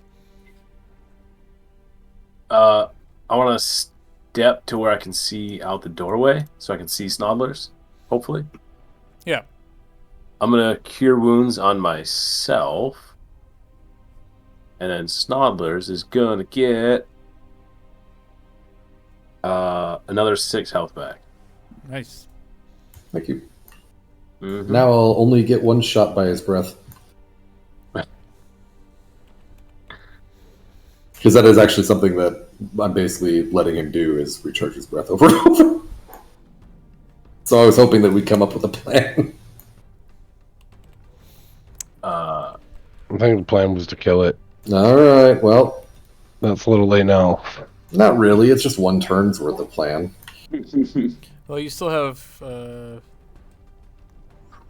his turn is down there, so you guys still have a little bit time to figure something out. That's mark that off. I'm gonna move back into cover, and then that's it for me. Okay, brings up this guy. He's dead. All right, go ahead, Vasan. That brings you up. I guess I'll just run over. Not next to anybody. So I can go anywhere. It's like all flat land up here, like rocky area. Yeah, it's all flat up on top. It's like a plateau. There's not a whole lot of cover here. Oh, I'm just gonna stay fucking here. Take dodge action. Yeah, you're in the best spot for cover. Yep, so I'm dodge action. Okay, that brings up Kolos. I'm gonna just touch myself for 20, Okay. and that's all I'm gonna do. Okay, Vitoris in the lighthouse. What the fuck are we gonna do about him? And how long's the bubble last? Only one term. One minute. Well, No, it's up yeah. to 1 minute.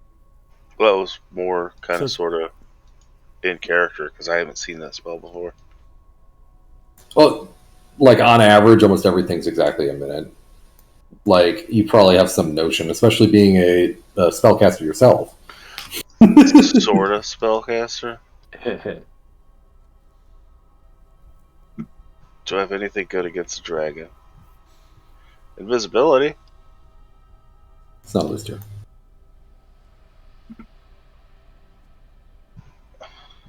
I got nothing. I have no idea how to murder this dragon.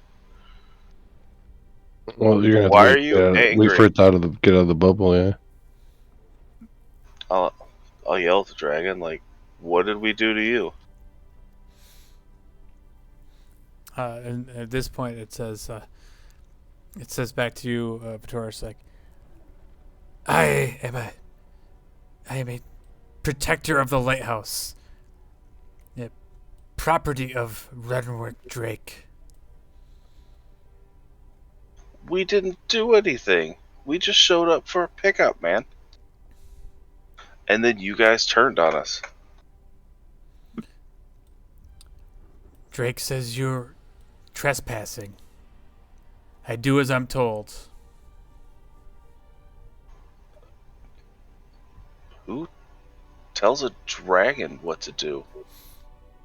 Do we all understand this dragon? Yeah, he's speaking common. Yeah, I don't speak Draconic. I got a book on it. I'll get around to that eventually. All right, anything else for your turn? So essentially, if you guys don't figure something out in a minute, we're not going to sit here and go for like 10 rounds. So I What if? don't. What if? My question is, why is a dragon listening to a human? It makes no sense. What if? I What if essentially try said to put talk the to him. collar on it? Didn't the dude smash the whatever it was? I think Kolos has the collar. Collar's in the ocean. Oh, the collar's in the ocean? Yeah, it never got taken off the octopus.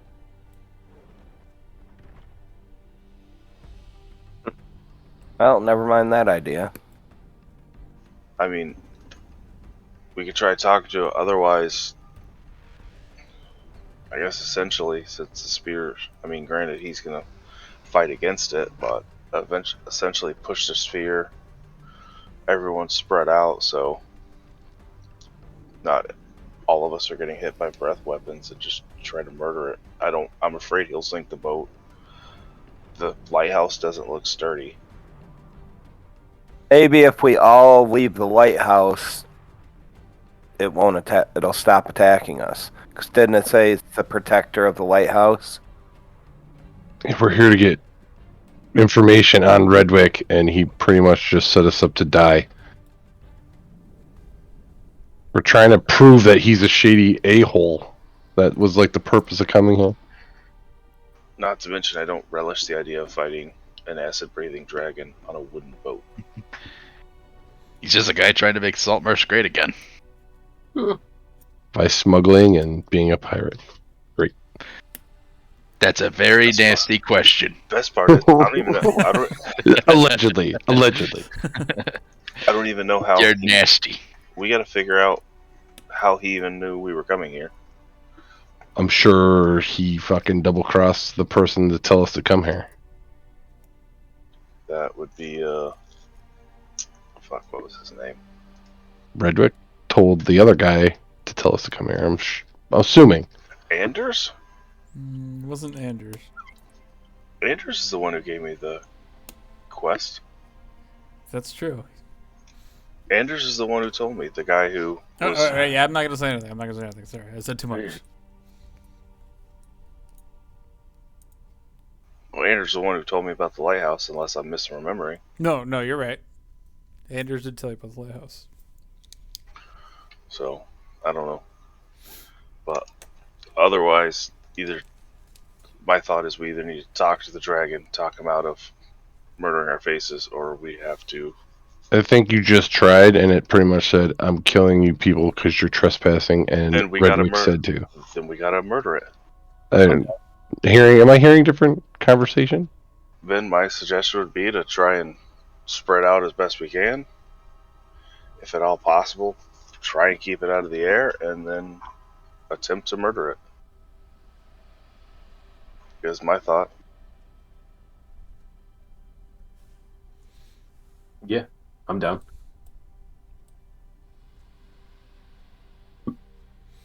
Hope to God he doesn't got John rolls shit for re-rolling the breath weapon.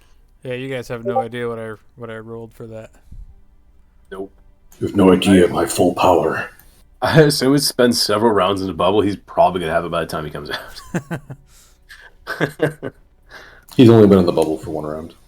Yeah. Like, his turn is about to come up. Right. That's why I'm trying to figure out what you guys are gonna do before we just fast forward a couple rounds, or else. So my thought is push him in the middle of the melee with the melee spread out around him, range spread out around him, and fucking go ham. I can't promise anything because apparently tonight's one of those nights where I can't roll higher than a fucking 4. Maybe you can put those boots to use. Yeah, they hide daggers, which still require attack rolls. And I don't have an offensive spell. Shitty fucking wizard. Not a wizard. It's like I dabble in magic. Alright, so at least we got some RP out of it, so I'm glad. Who's next? All right. So that brings up Yuri. I'm going to step out and ask the dragon if we can leave. We need to get information. That's why we're here. Yuri just gets in his own pocket boat and leaves. Boats. Hi, bitch. Well, I don't want to die, that's for sure. That sounds like Yuri always just being a little bitch.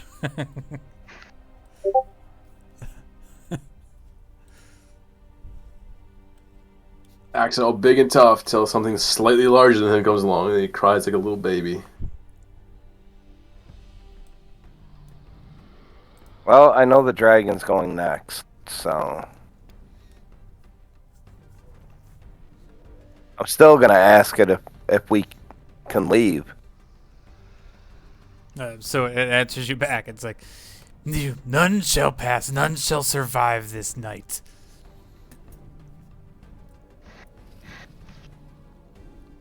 Tonight I shall feast on dwarf flesh. And he just stares at you, Yuri. And I'm going to head back in the door. And you hear him say, "Where you going, bitch?"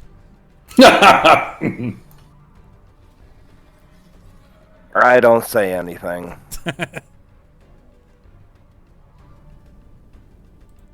Alright, so... and that'll end the turn.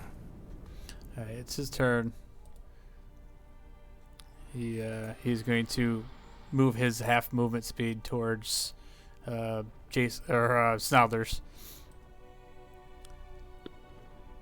Little hamster ball moving. It's like a hamster ball. And he's trying to like bump into you. That's all. This weightless thing is I'm just like pushing back. Like holding your hand up. Yeah, so you just like look into the bubble though, and you just see him like he has his head lowered, and he's just like snapping his mouth, his jaws towards you. But that's all he can do for that turn. So Snodler slowly pivots around him, saying, "You don't even know what Snodlers can do. Is that what you want to bet your faith on?" You don't scare me, wizard.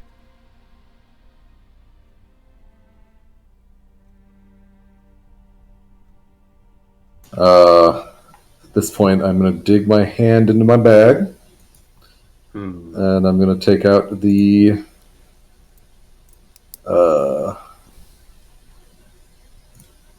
heart. Oh, hell yeah. Oh, no. I guess in the past, I've not taken it out. I've technically just grabbed it in the bag, but that's on you. But basically, I'm going to use the heart, and I am dropping my concentration and casting Chromatic Orb up from 3 to 5, so I have to roll 2 additional rolls after this roll. Okay. And I hope to God that it hits the DC. Or the AC. Fuck! Oh, no. Doesn't matter. Doesn't matter. It's this massive ball of thunder just goes wide over this thing's head. Well, I hope you guys got some better ideas. Okay. You still have some movement, probably, if you... I went 25 around him. Oh, okay, yeah. That's why I moved back to verify how much movement I actually had. Oh, You dropped gotcha. the sphere? Yeah, he dropped the sphere. I thought so, but All right, Meglar. get him. Well, Meglar is gonna. He's gonna say, "What if we told you that we're friends with Renwick?" I was told that he has no friends. They were waiting for you. Oh, I don't. You must have us mistaken. We are friends. I'm not as dumb as you look. You sure sound it. That one got me. I like that. Please attack. Yeah, please, somebody fucking do something. It's got a bubble around it. Not anymore. Not Stop it. anymore. Yeah, Oh. you saw the bubble just drop as so now they're just trying to take him out with a massive blast from a chromatic orb that missed. All right, so Meglar goes, "Well, I didn't want to have to do this, but..." As he just walks right up to him with his greatsword and makes a swing at him. Don't forget you can go reckless if you want. Not that Meglar ever has to, but Yeah, I'll go reckless. All right. fuck. Yes. Yes, go for broke. It's stupid, but I'm gonna do it. All right, go for it.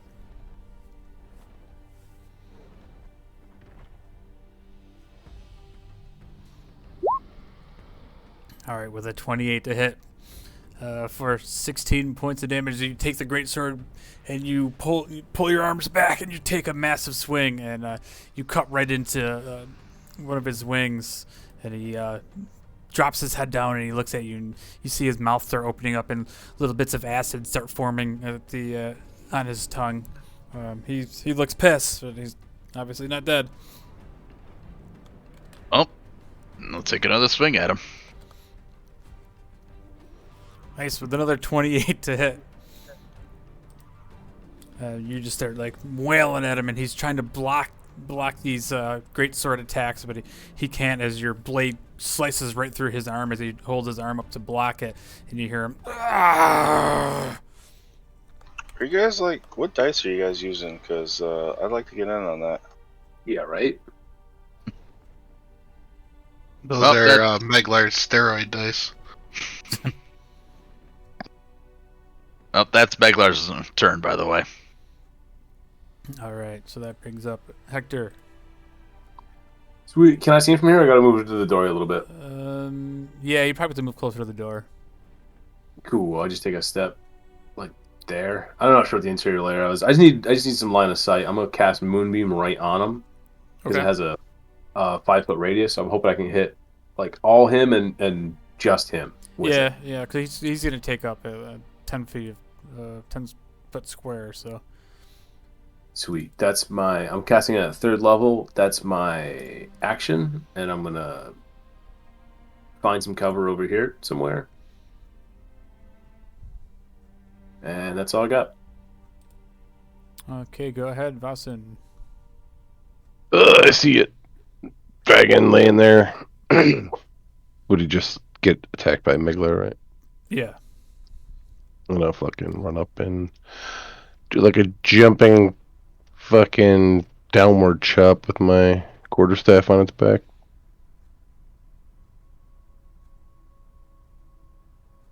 Baka, baka, baka, baka.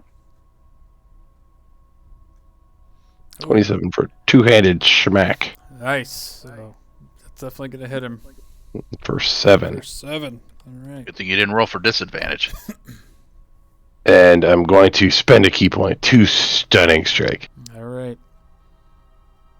What's the con? Which I'm sure Dragon has negative con. I know. 23. Oh, Jesus. I'm going to attack again. All right, bring it. He looks at you as he's 46. Oh, that's gonna hit. Two-handed attack. All right, that's gonna be a big one. All right, nice. 10. He's going to try it again. Stunning strike. All right, con. Oh, 15. Oh, just made it. Oh, nice. And then I'm going to do another I don't do another attack for He's 13. gonna get one turn. Well, I don't know actually. No, he's got to get a turn. Unarmed strike's gonna miss. Oh, That's my turn. All right, he's looking pretty hurt now, but he's still hanging in there. But now his shift, as Meglar's been attacking him, he's trying to swat off Vasen. Again, you start seeing the little bits of acid start foaming up into his mouth. What do you want to do, Colos? I'm going to start off with Vow of Enmity as my bonus action. That way I get advantage on attack rolls. All right. Run up to him and swing with the longsword. smite. Well, yeah, I got to hit first. Yeah, you hit. And then I'm going to Divine Smite at 2nd level. All right. So that's 3d8s. So an extra 10. Nice, sweet.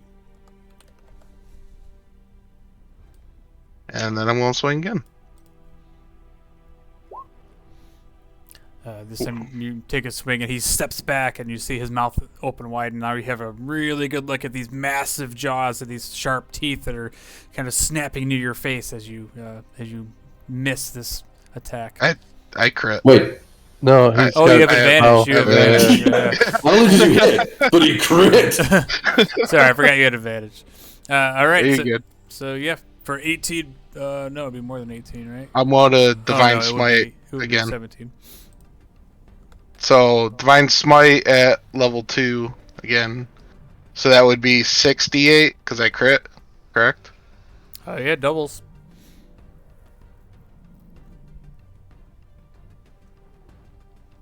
I have to go on the advanced dice roller. I'll just say /roll 68. You know what? I'm not that fancy. So extra 32, so 46 damage total. Nice. So you bring the sword down through, and you cleanly slice through one of his wings, and you just see the blood spray out, and it's just his wing falls on the ground, but he is like screeching in pain as he starts like flopping around. He is not dead. Snodlers warned you. As my free action, I would have said I could have told you to not attack us. And then that ends my turn. All right, Vitoris.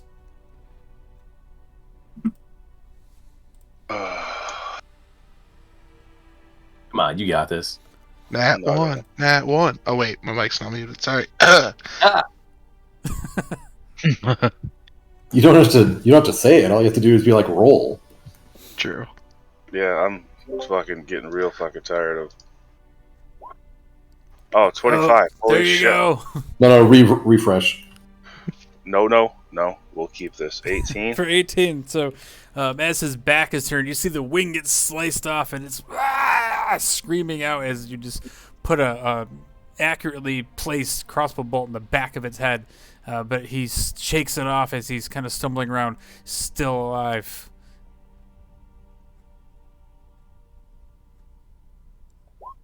Oh, there we go. Yeah, this one goes wide.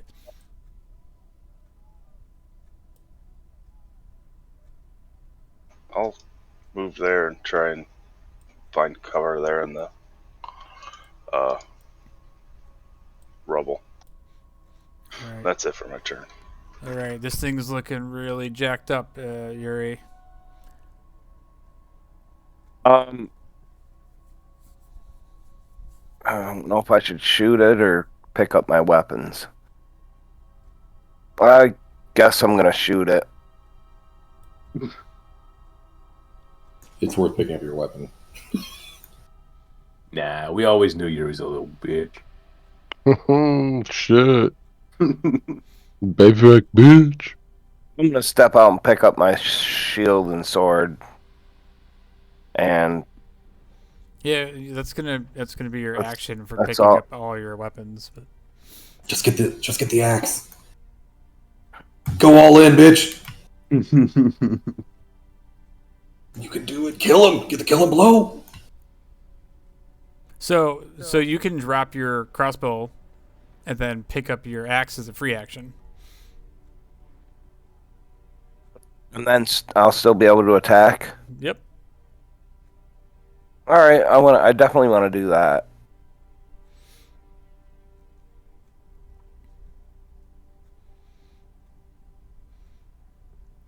All right, Yuri runs in, grabs the axe, tries to steal this kill, and misses. Squeaky. And I'll try again. Nice. Ooh. This time you just hit as his other wing just kind of tries to block your attack, but it just tears a hole through his wing. He's still alive, but now he's looking very weak. Very fire breathy. Oh wait.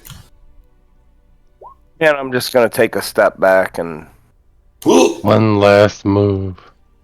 So you take that step back, and he makes an attack at you, Yuri. As he tries to bite at you with his jaws, with a 19 to hit for plus, so 17 points of damage. That sucks. All right, so then it sits there as the moonbeam just You starts, didn't have to run away.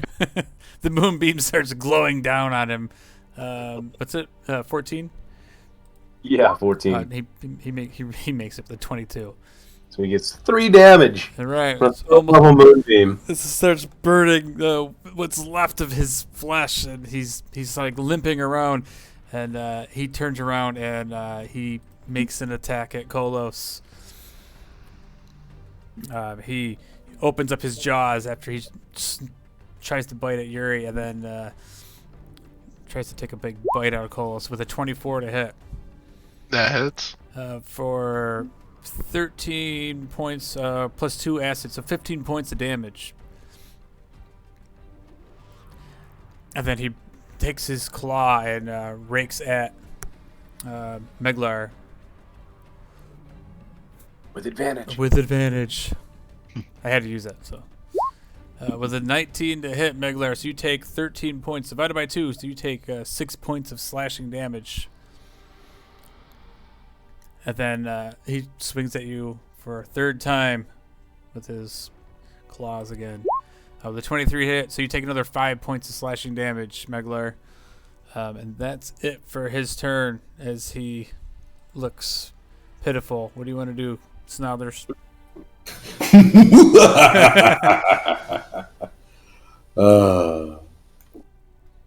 Silly dragon.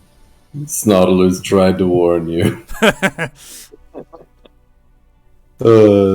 Spits in both of his hands and rubs them together. You can see the lightning bolts coming through on this again.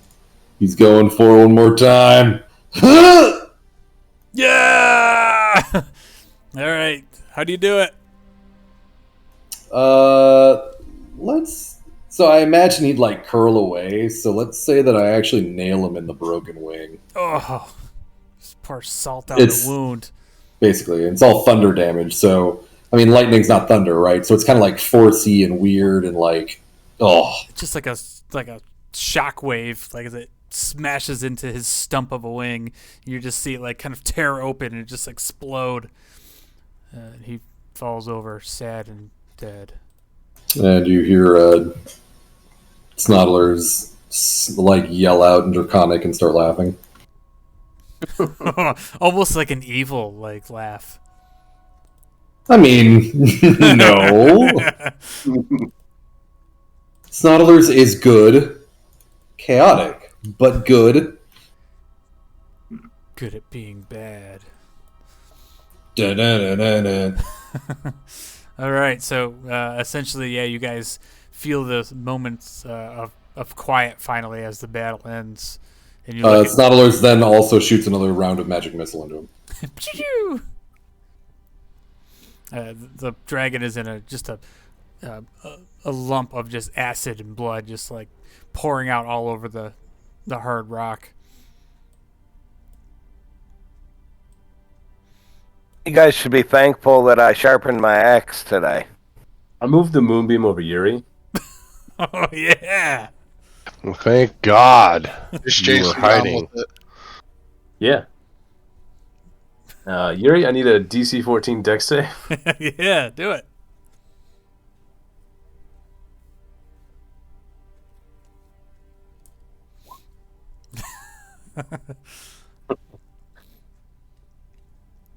Uh, I'm gonna look back at the damage. What the Oh fuck? my god. The third level? yeah, Wow. I casted a 3rd level on the dragon. That's then- right. Oh my 3 God. damage for a 3rd level spell. So you just feel this radiant glow around you as it just kind of makes you black out and you fall unconscious to the ground. The Snarler starts backing away and like walking through the sand. Like, what the fuck range is this?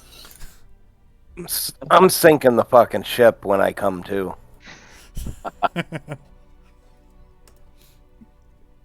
Yeah, and I'll dismiss Moonbeam and heal him back up, I suppose. Actually, I'm going to heal myself, and he's going to get the incidental. So, Okay. doing a 2nd level cure wounds on myself. 15. Did you take any damage? I got breath by him. I'm back. Oh.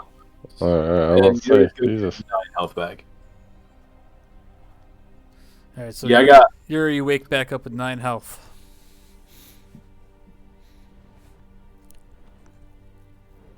Look over at Hector. You fucking dick. Sorry, I must have forgot to turn that off. And now I'm going to go inside the lighthouse and take a look around. All right, so you head back inside the lighthouse. You see simple torches on the ground, a spiral staircase leading up to the top, ashes all along the stairwell going up. Can I light my hands up and start lighting some of these torches? Yeah, yep. And there's literally just torches throughout there, throughout the place. Can I check these boxes? You sure can. So you happen to look at some of these boxes, and you just kind of pop the top open with your crowbar, and you look inside, and there's what do you call them? Like suits of leather armor. There's like each one has like 6 suits of armor or of leathers in there. Oh shit, I think I'm gonna burn down the fucking lighthouse. Hector. Oh wait, Hector's not here. I'll let Hector know that free equipment for the crew. Fuck yeah. While he's doing that, I'm going to make my way up the stairs with Hector. I'm assuming that's where we're heading.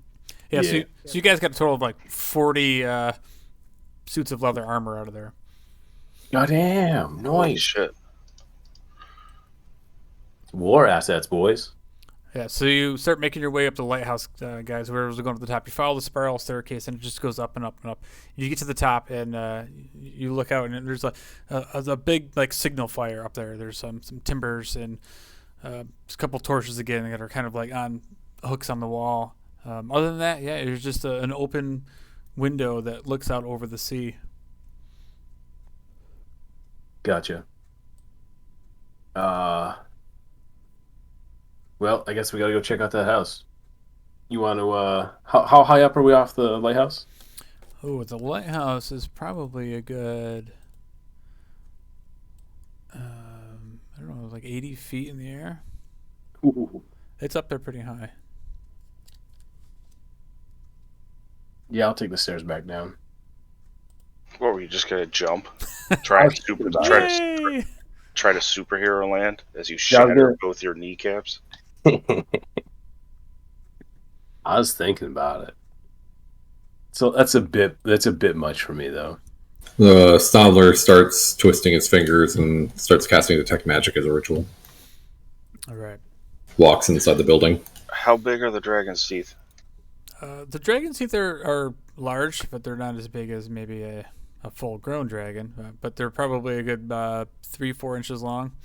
Would you estimate about a young black dragon? Yeah, it'd probably be about a young black dragon's age. Yeah, or size. Plus or minus exactly?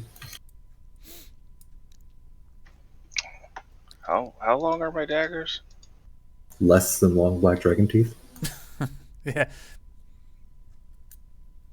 I want to yank out 2 of his longer, thicker teeth. All right, just roll a survival check for me. And I'm fucked. Oh, Are you fucking kidding? So you take your dagger and you start jamming it in this thing's mouth and you start pulling them out, trying to cut it out. And as soon as you do that, you see like the squirt of acid come up from its tongue. But you manage to carefully enough extract 2 of these long canine teeth, and without burning yourself on the acid. So, nice job. Fucking, why can't that happen in combat? What the fuck? I miss every goddamn attack, but with a +0, I could fucking yank out dragon teeth like they're fucking nothing. You missed your calling. You're supposed to be a dentist. Apparently. All right. So, go ahead, I want to. Carlos. Thank you. I want to go up to the dragon and take as much of the hide as I can. That's gonna take a little while. This is some pretty thick hide. So, go ahead, roll a stealth or survival. check. Yep. Okay, so we'll get back to that because it's going to take you a while as you're doing this. Everybody else, Yeah, that's fine. gonna carry You know on. who would want that? The leatherworking lady. Oh, now you tell me. She definitely would. Kidding me? Oh my god, she'd love you forever if you brought her black dragon hide. All right, so Snodlers was making his way into the house. So as soon as you open the front door, it opens up to this this hallway that leads back, and off this hallway, this looks like one time it was a nice little residence. So you kind of look in the hallway. There's a door to the left, door to the right. The door to the right, as you kind of like peek around the corner, it looks Snodlers like it's like it was once an old like living room or parlor. There's a beautiful like velvety looking couch in the back. On the back, so the south wall to the back. It's kind of got a bunch of boxes and crates piled up on top of it. All around the room, there's boxes and crates. Along the walls, you do see what looks like a couple portraits of members of this elvish family. You look to the left as you kind of... Anybody else going to go search around in this with Snodlers, by the way? Yeah, I was planning on going down there. Hector and I were. Yeah, we were definitely on our way. We just had to do a bunch of stairs first. Well, as Hector walks by, I'll let him know that we have like 40 suits of leather armor. Hell yeah, big score.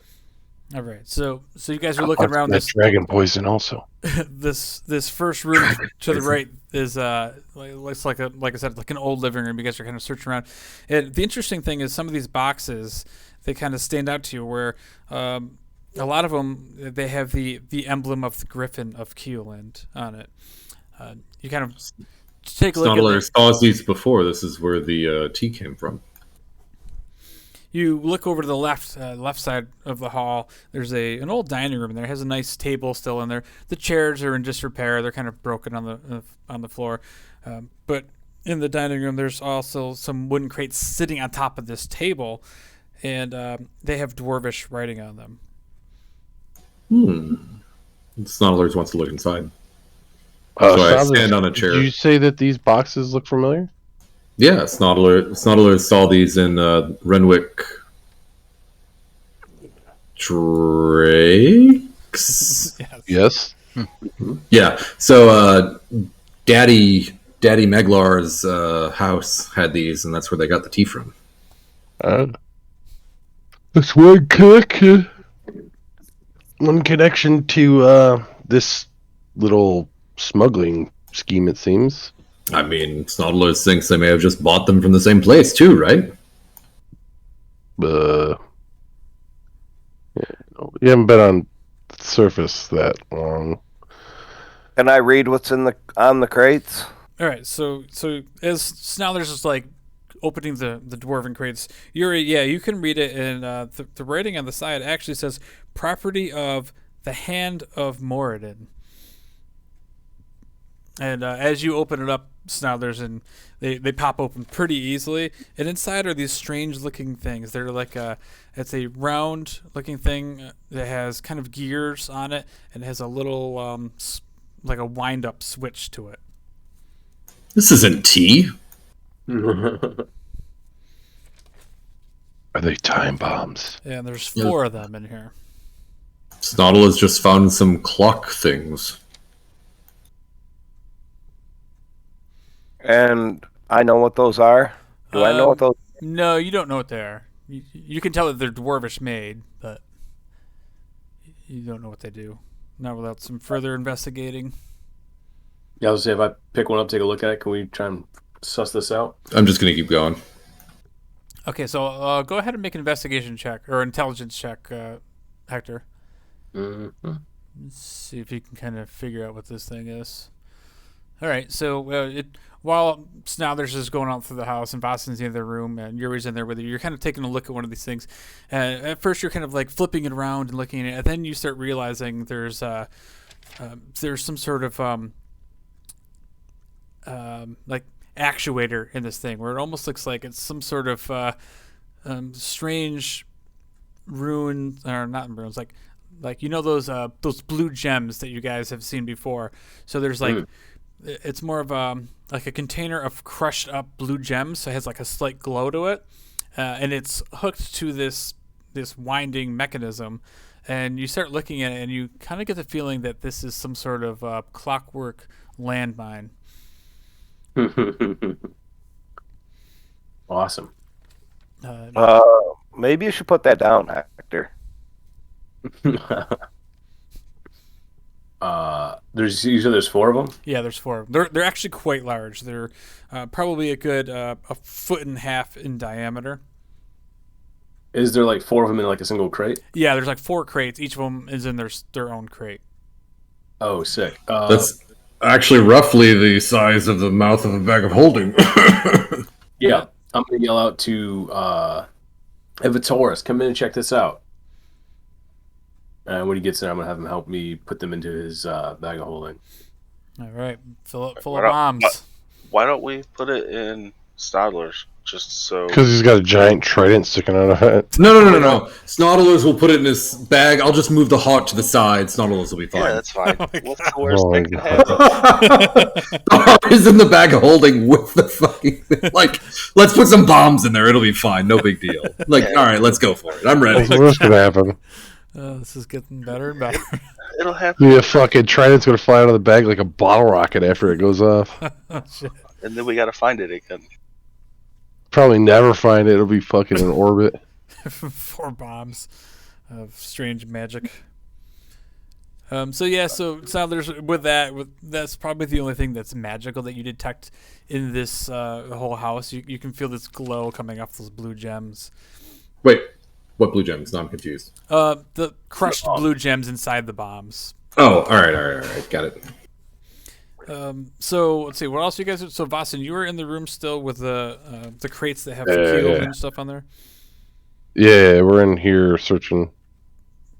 Were you going through those crates? I just asked about the crates if they were the same ones Snother saw at the Renwick's house. I was looking for like shit that would have Renwick's name in this house or pictures or anything.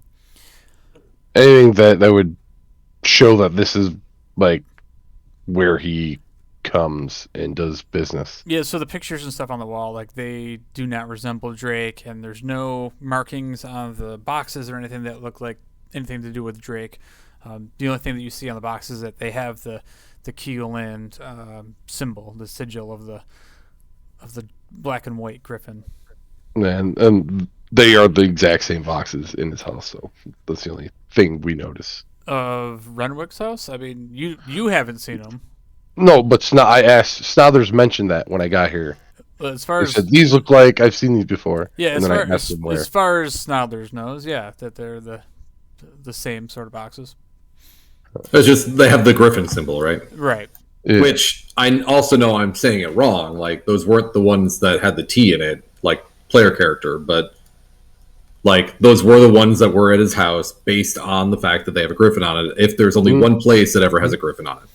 Yeah, I mean, it's and we also have a Keelan flag too. Right, you definitely notice the emblem. These particular boxes, though, are actually larger than the ones that Snodler saw. These are much longer. And we've already pulled armor out of one of them, correct? The ones outside are actually a little bit smaller than the ones that are in this room. Or then I'll search the other boxes in here. Okay, so you start going through some of these boxes, and then each of these are really heavy boxes, and you start opening them up, and you find 3 different boxes that each of them have 30 of these steel-tipped spears in them. You find a couple other crates as you open them up. You find about 30 short swords. You find a box of 12 crossbows, light crossbows. Looks like someone was trying to arm an army. Mm-hmm. Weird. Pirates getting an army together. Lots of army ammunition and armor and weapons. Landmines. Yeah. Renwick So, Drake tried to kill us here. are we taking all this stuff?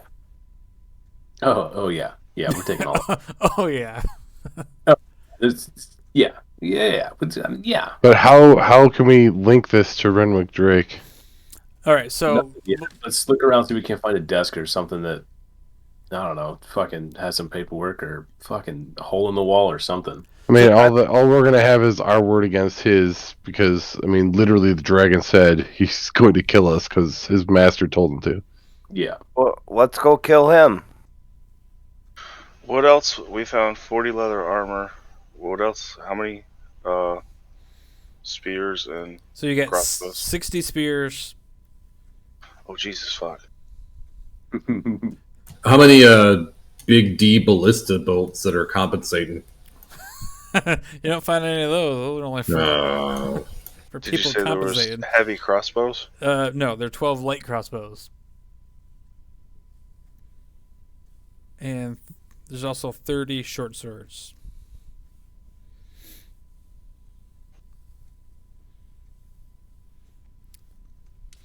All right, so the house also has, as you keep kind of like going down this hallway, there's a couple other rooms in there. You do find yourself a kitchen that is also adjoined to the dining room. And the kitchen looks in also like a state of disrepair. Like nobody's really been cooking any meals here in a long time. But on the opposite side of the hallway, there is a study in there. In the study, there's a little desk in the corner, a couple bookshelves with some old, dusty books on them. Of course, the desk is covered in like papers and a stack of like ledgers.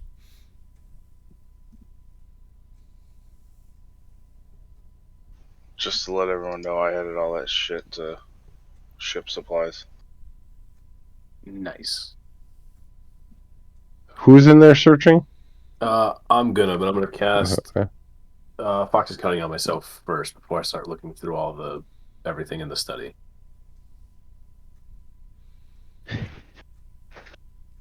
Okay. All right, so you're going to start taking a look at some of the paperwork, I'm assuming, as you guys are going through all these boxes, and you definitely find that this entire building is like a warehouse of all these. They look like, obviously, stolen goods. It's property of both the Keeland Empire, or the Kingdom, and obviously part of the Dwarven Guild. But after you start going through some of these papers and some of the desks, stuff on the desk here, you find a whole bunch of these like cargo manifests, and there's a couple of them that say KRN. You find one that says the KRN Sailfish, and with your Fox's Cunning with this 19 intelligence roll, you determine the KRN stands for the Keelan's Royal Navy. The Sailfish cargo, it includes 150 spears. It has 60 crossbows, 60 short swords, and 12 shields. That seems eerily familiar. Yeah, we're missing some stuff. So it takes you a little bit longer as you guys are all kind of doing your own thing. Kolos is still out there hacking away at Dragon's Hide. You start finding a few other things of interest. You find a memo that says, "To all crews, please do not harass the Koalinth. They are our allies and do not have a sense of humor like us." A few other things you find. You find a shipping order from the Hand of Moradin to King Scotty for a dozen suits of plate mail, 32 clockwork mines, and 24 sets of full chain mail. And this is signed by Guildmaster Arlo Stormbreaker. We got this shitty shipment. So you also keep going through and you find a couple other things. You find some letters to San Belay with dates and times of pickup, and signed only with only with the letters R.D. But one letter in particular that you do find, it says, "Dear Mr. Drake, as previously discussed, our scaly friend's shipment of elegant spears donated by the ever so gracious King Scotty shall arrive at Moor Sabula within a 10-day. Signed, Captain Delbert Argent." Motherfucker.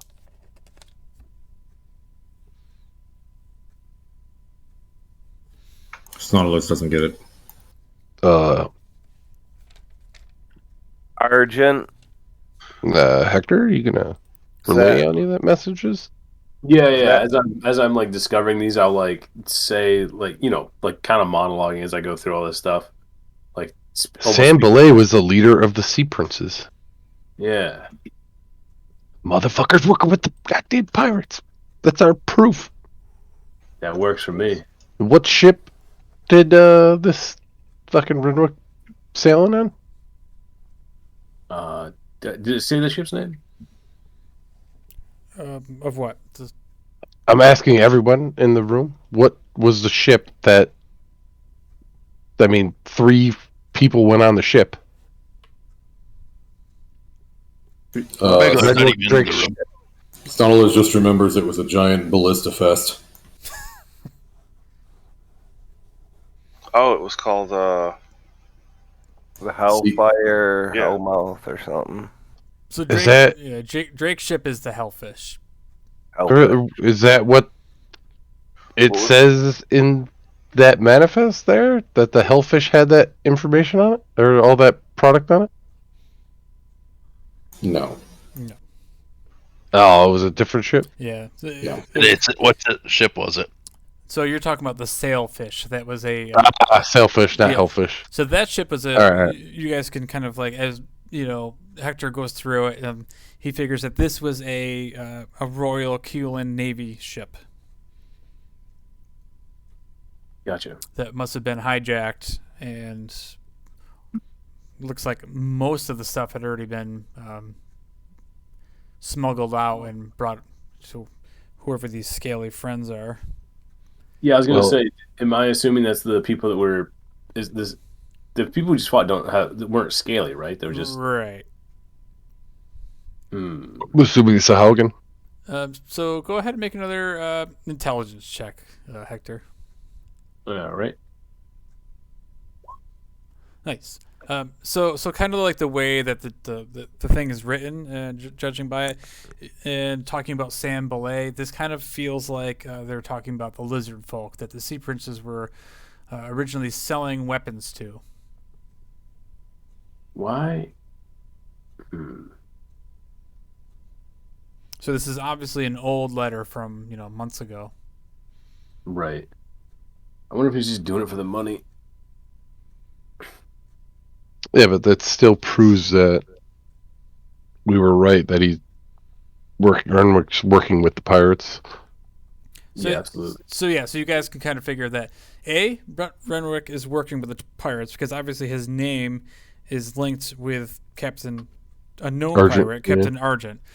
However, the one fact that Renwick is actually part of the whole deal of they were selling weapons to the lizard folk who are arming themselves to protect their lair from the Sahaugen. So Yeah, Sahaugen. Yeah. But I mean, they're taking over Salt Marsh, so I think our whole thing was just trying to get dirt showing that he's a pirate. right, so that's probably the clue that the piece of information you guys are looking for that kind of directly links them.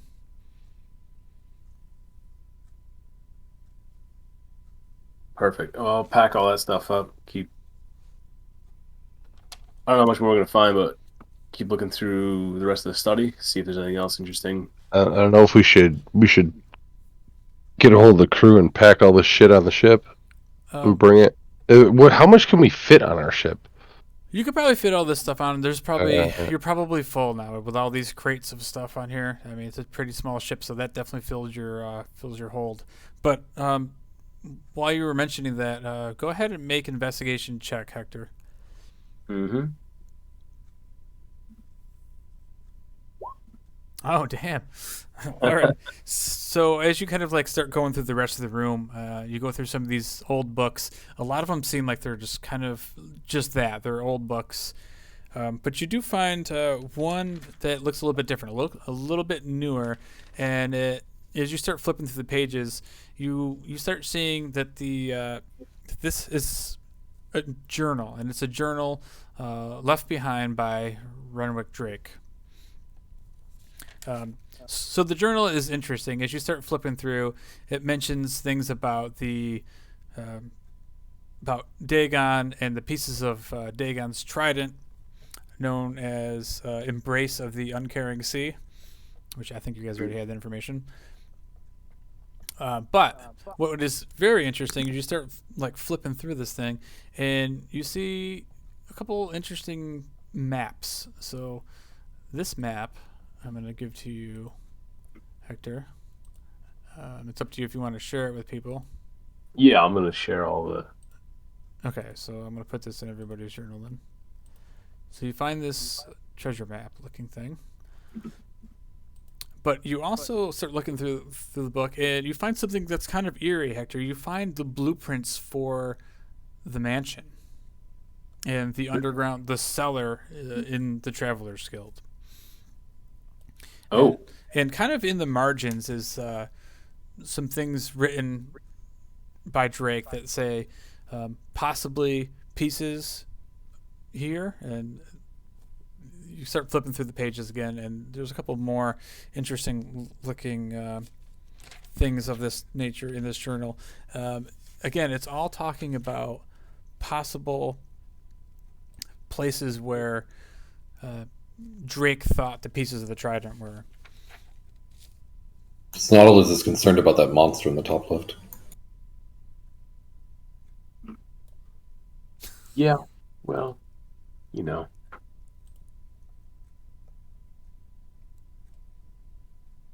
They'll recognize this island or a series of islands. Okay, so yeah, go ahead and make a history check to see if you can recall. It's the era.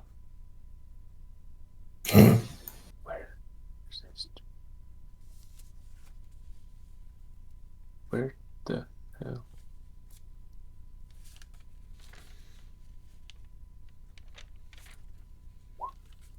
$16 only. All right, so it looks vaguely familiar, like it might be something that you saw kind of on the outskirts of the cluster of islands where the sanctuary Black Sands is.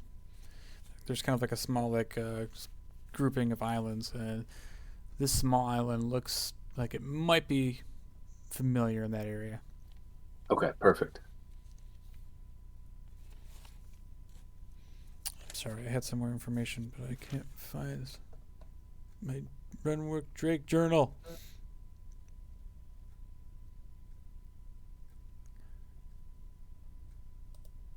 So, Colas, what did you roll? I forgot what you rolled out there. Oh, 15 for survival. 15. So, while this is going on, yeah, you definitely managed to fillet yourself two nice big sections of this dragon hide. So, it could probably be enough to make 2 pieces of leather armor.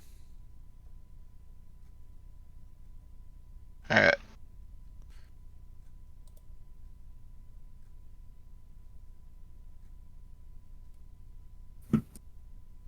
As I'm going through the journal, does it seem like is there any more clues as to why he's searching for this stuff and what his whole like purpose is, or is it like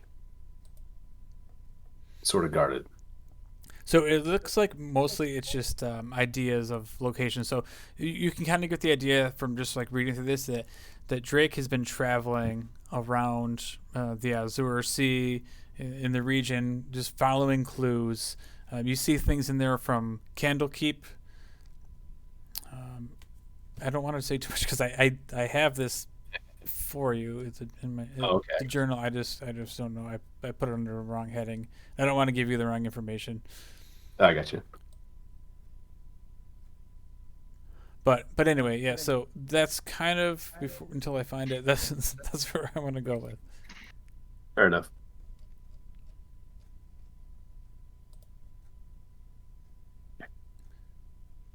Oh, okay. Here it is. All right. So in his journal, you see the Traveler's Cellar. You see an entry that says Abbey of the Isle, and like in quotes, it's like how to get through the Skull Dunes.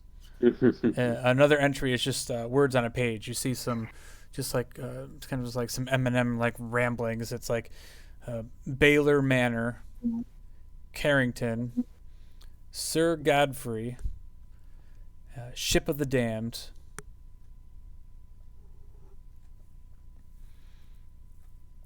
Then you find like a little like kind of hand-drawn maps that are just kind of like basic things like directions on how to get to Candlekeep and like areas that Drake has been around Carrington and throughout like Cordova. Places that are somewhat familiar already with you, Hector. Yeah, let's get the crew to start rowing this stuff across, and as they're loading stuff up, I'm gonna continue to tear everything apart and make sure I've got everything. Just give it a final. Yeah. I'm gonna check floorboards and shit for loose floorboards. Yeah, check the bookcase, see if it's a false one, see if there's like a fucking secret passage or some shit. Okay, yeah. So you start like really like fine-tooth comb going through this whole place. You don't find much of anything else, but you do find that as you kind of like make your way through the kitchen that there is some food in here, but it's definitely a few months old. Not years old like the rest of this place looks. So you could tell somebody was living here for a little bit. Gotcha. Who? I don't know if you could really tell, but Renwick Drake. It's possible he was living here, but for the most part, it seems like Drake has been living in a ship, kind of doing what you guys are doing. But Snodlers assumes that he swapped all the furniture out, and that's why all this shit sucks, because it looks like it's the right era for that shitty house that he's in.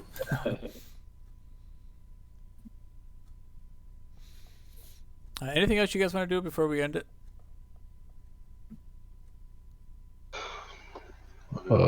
Start ferrying all this shit over. Yeah, I'm assuming you guys are going to get all this stuff on board and then take it from there. Where you guys want to go next? You have a hold full of stuff. If you want to head back to town or handle the Drake situation, or Snodlers thinks we should go return this stuff. Leglar's just standing over the corpse of the dragon and just saying to it, "Told you not to be stupid." And then slowly in Draconic, I say the same thing.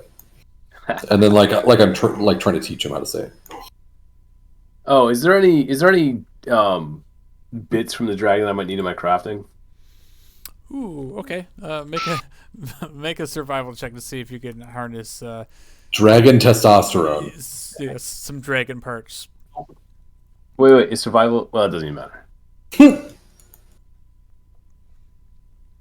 Yeah, so you're trying to get some of this acid from him, but you realize that you've finally run out of glass jars that you've been holding all your stuff in. So yeah, you're like, damn. I was gonna say, there's nothing that says dragon bits specifically, but I figured I could substitute some stuff. Right. Is the blood worthwhile? Or did all that spray all over the rocks? Oh, there's probably some blood that you could gather up. You lay down a tarp and just put blood in there and gather the tarp back up and carry it away. I don't think I have anything to hold blood. I don't even know if it'd be useful. I mean, you could So- probably put it in your water skin, dump out the water. Stanos looks at his water skin, drinks a little bit. He's like, "Not the tea." Oh yeah. I'll dump my water skin out and give it to you so we can fill this sucker up. I don't know if it's useful. I don't know either. You never know. I was trying to see. Oh yeah, I'll dump. No, that's fine. You can keep your water skin. I got 2 of them, so I'll dump out one of my water skins and put some blood in it. Nasty. Don't forget which one's which. Right? Yo, I'll make that mistake once. That's all it'll take. Wait. Who has the leather? Are we giving this to the leather lady? That's Cola. the idea. Kolos has the leather. Kolos, I forgot. I need to give this to the leather lady too. Can you just give this to her? And I dig out of my bag and pull out the chimera goat skin. Nah. Nice. I don't even remember like what it actually was. Is that Yeah. big, Abby? There you go. Make sure she gets this. Nautilus wants to know what she can do with it. I don't think Kolos ever stated he was going to take it to the leather lady. I just suggested he could. Because Well- she'd probably cream her panties over the excitement. I immediately pull the chimera goat skin back, and I'm like, if you're not taking it to the leather lady, Nautilus isn't I'll interested. take it to the All leather. right, there you go. Do you want her to make it into anything, or do you want her just to have it? Nautilus thinks some fancy pants would be sweet. I'll see what she can do. Snothers has the best fashion, hands down. Well, I mean, it's only good in the dark. I was trying. To keep up. How bad do you feel that you've dumped a bunch of gold into weapons and stuff, and then we just find all of it? Well, Yeah. now we have But weapons Extra. for the lizard folk. yeah, you guys are also like forgetting the fact that like these are stolen weapons. They're not necessarily your weapons. They're property of the kingdom of Keeland. Yeah, Nautilus isn't a pirate. Not that you guys have any conscience or anything like that, but No, Nautilus isn't a pirate. We need to return one's- this. Which one's Keelan? Keeland's King Scotty, like the main kingdom of the region. You know, the jurisdiction of Saltmarsh and Seaton. The guy who likes to hang first and ask questions never. Mm-hmm. Yes, Like Nautilus the thinks we need to main return king. this. Yes, Nautilus thinks we need to return this. Yeah.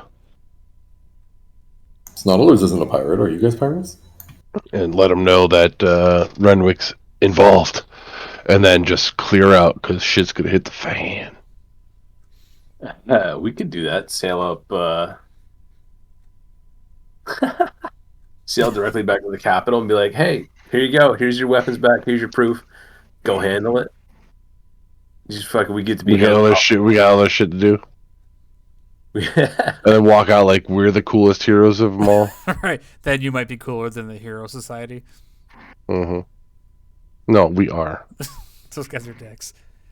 Who is the Hero Society? The real legit heroes, adventurers. The guys that don't What? fuck with everything they try to do. What? I mean, The guys how- that don't run and hide in buildings. Yeah. You mean like Nautilus? Nautilus kicked a dragon. What'd you do? I did all of 3 damage to it because I'm so fucking good. Nautilus actually expected that. How do you get 3 damage out of a 3rd level spell? By being extraordinary phenomenal at it.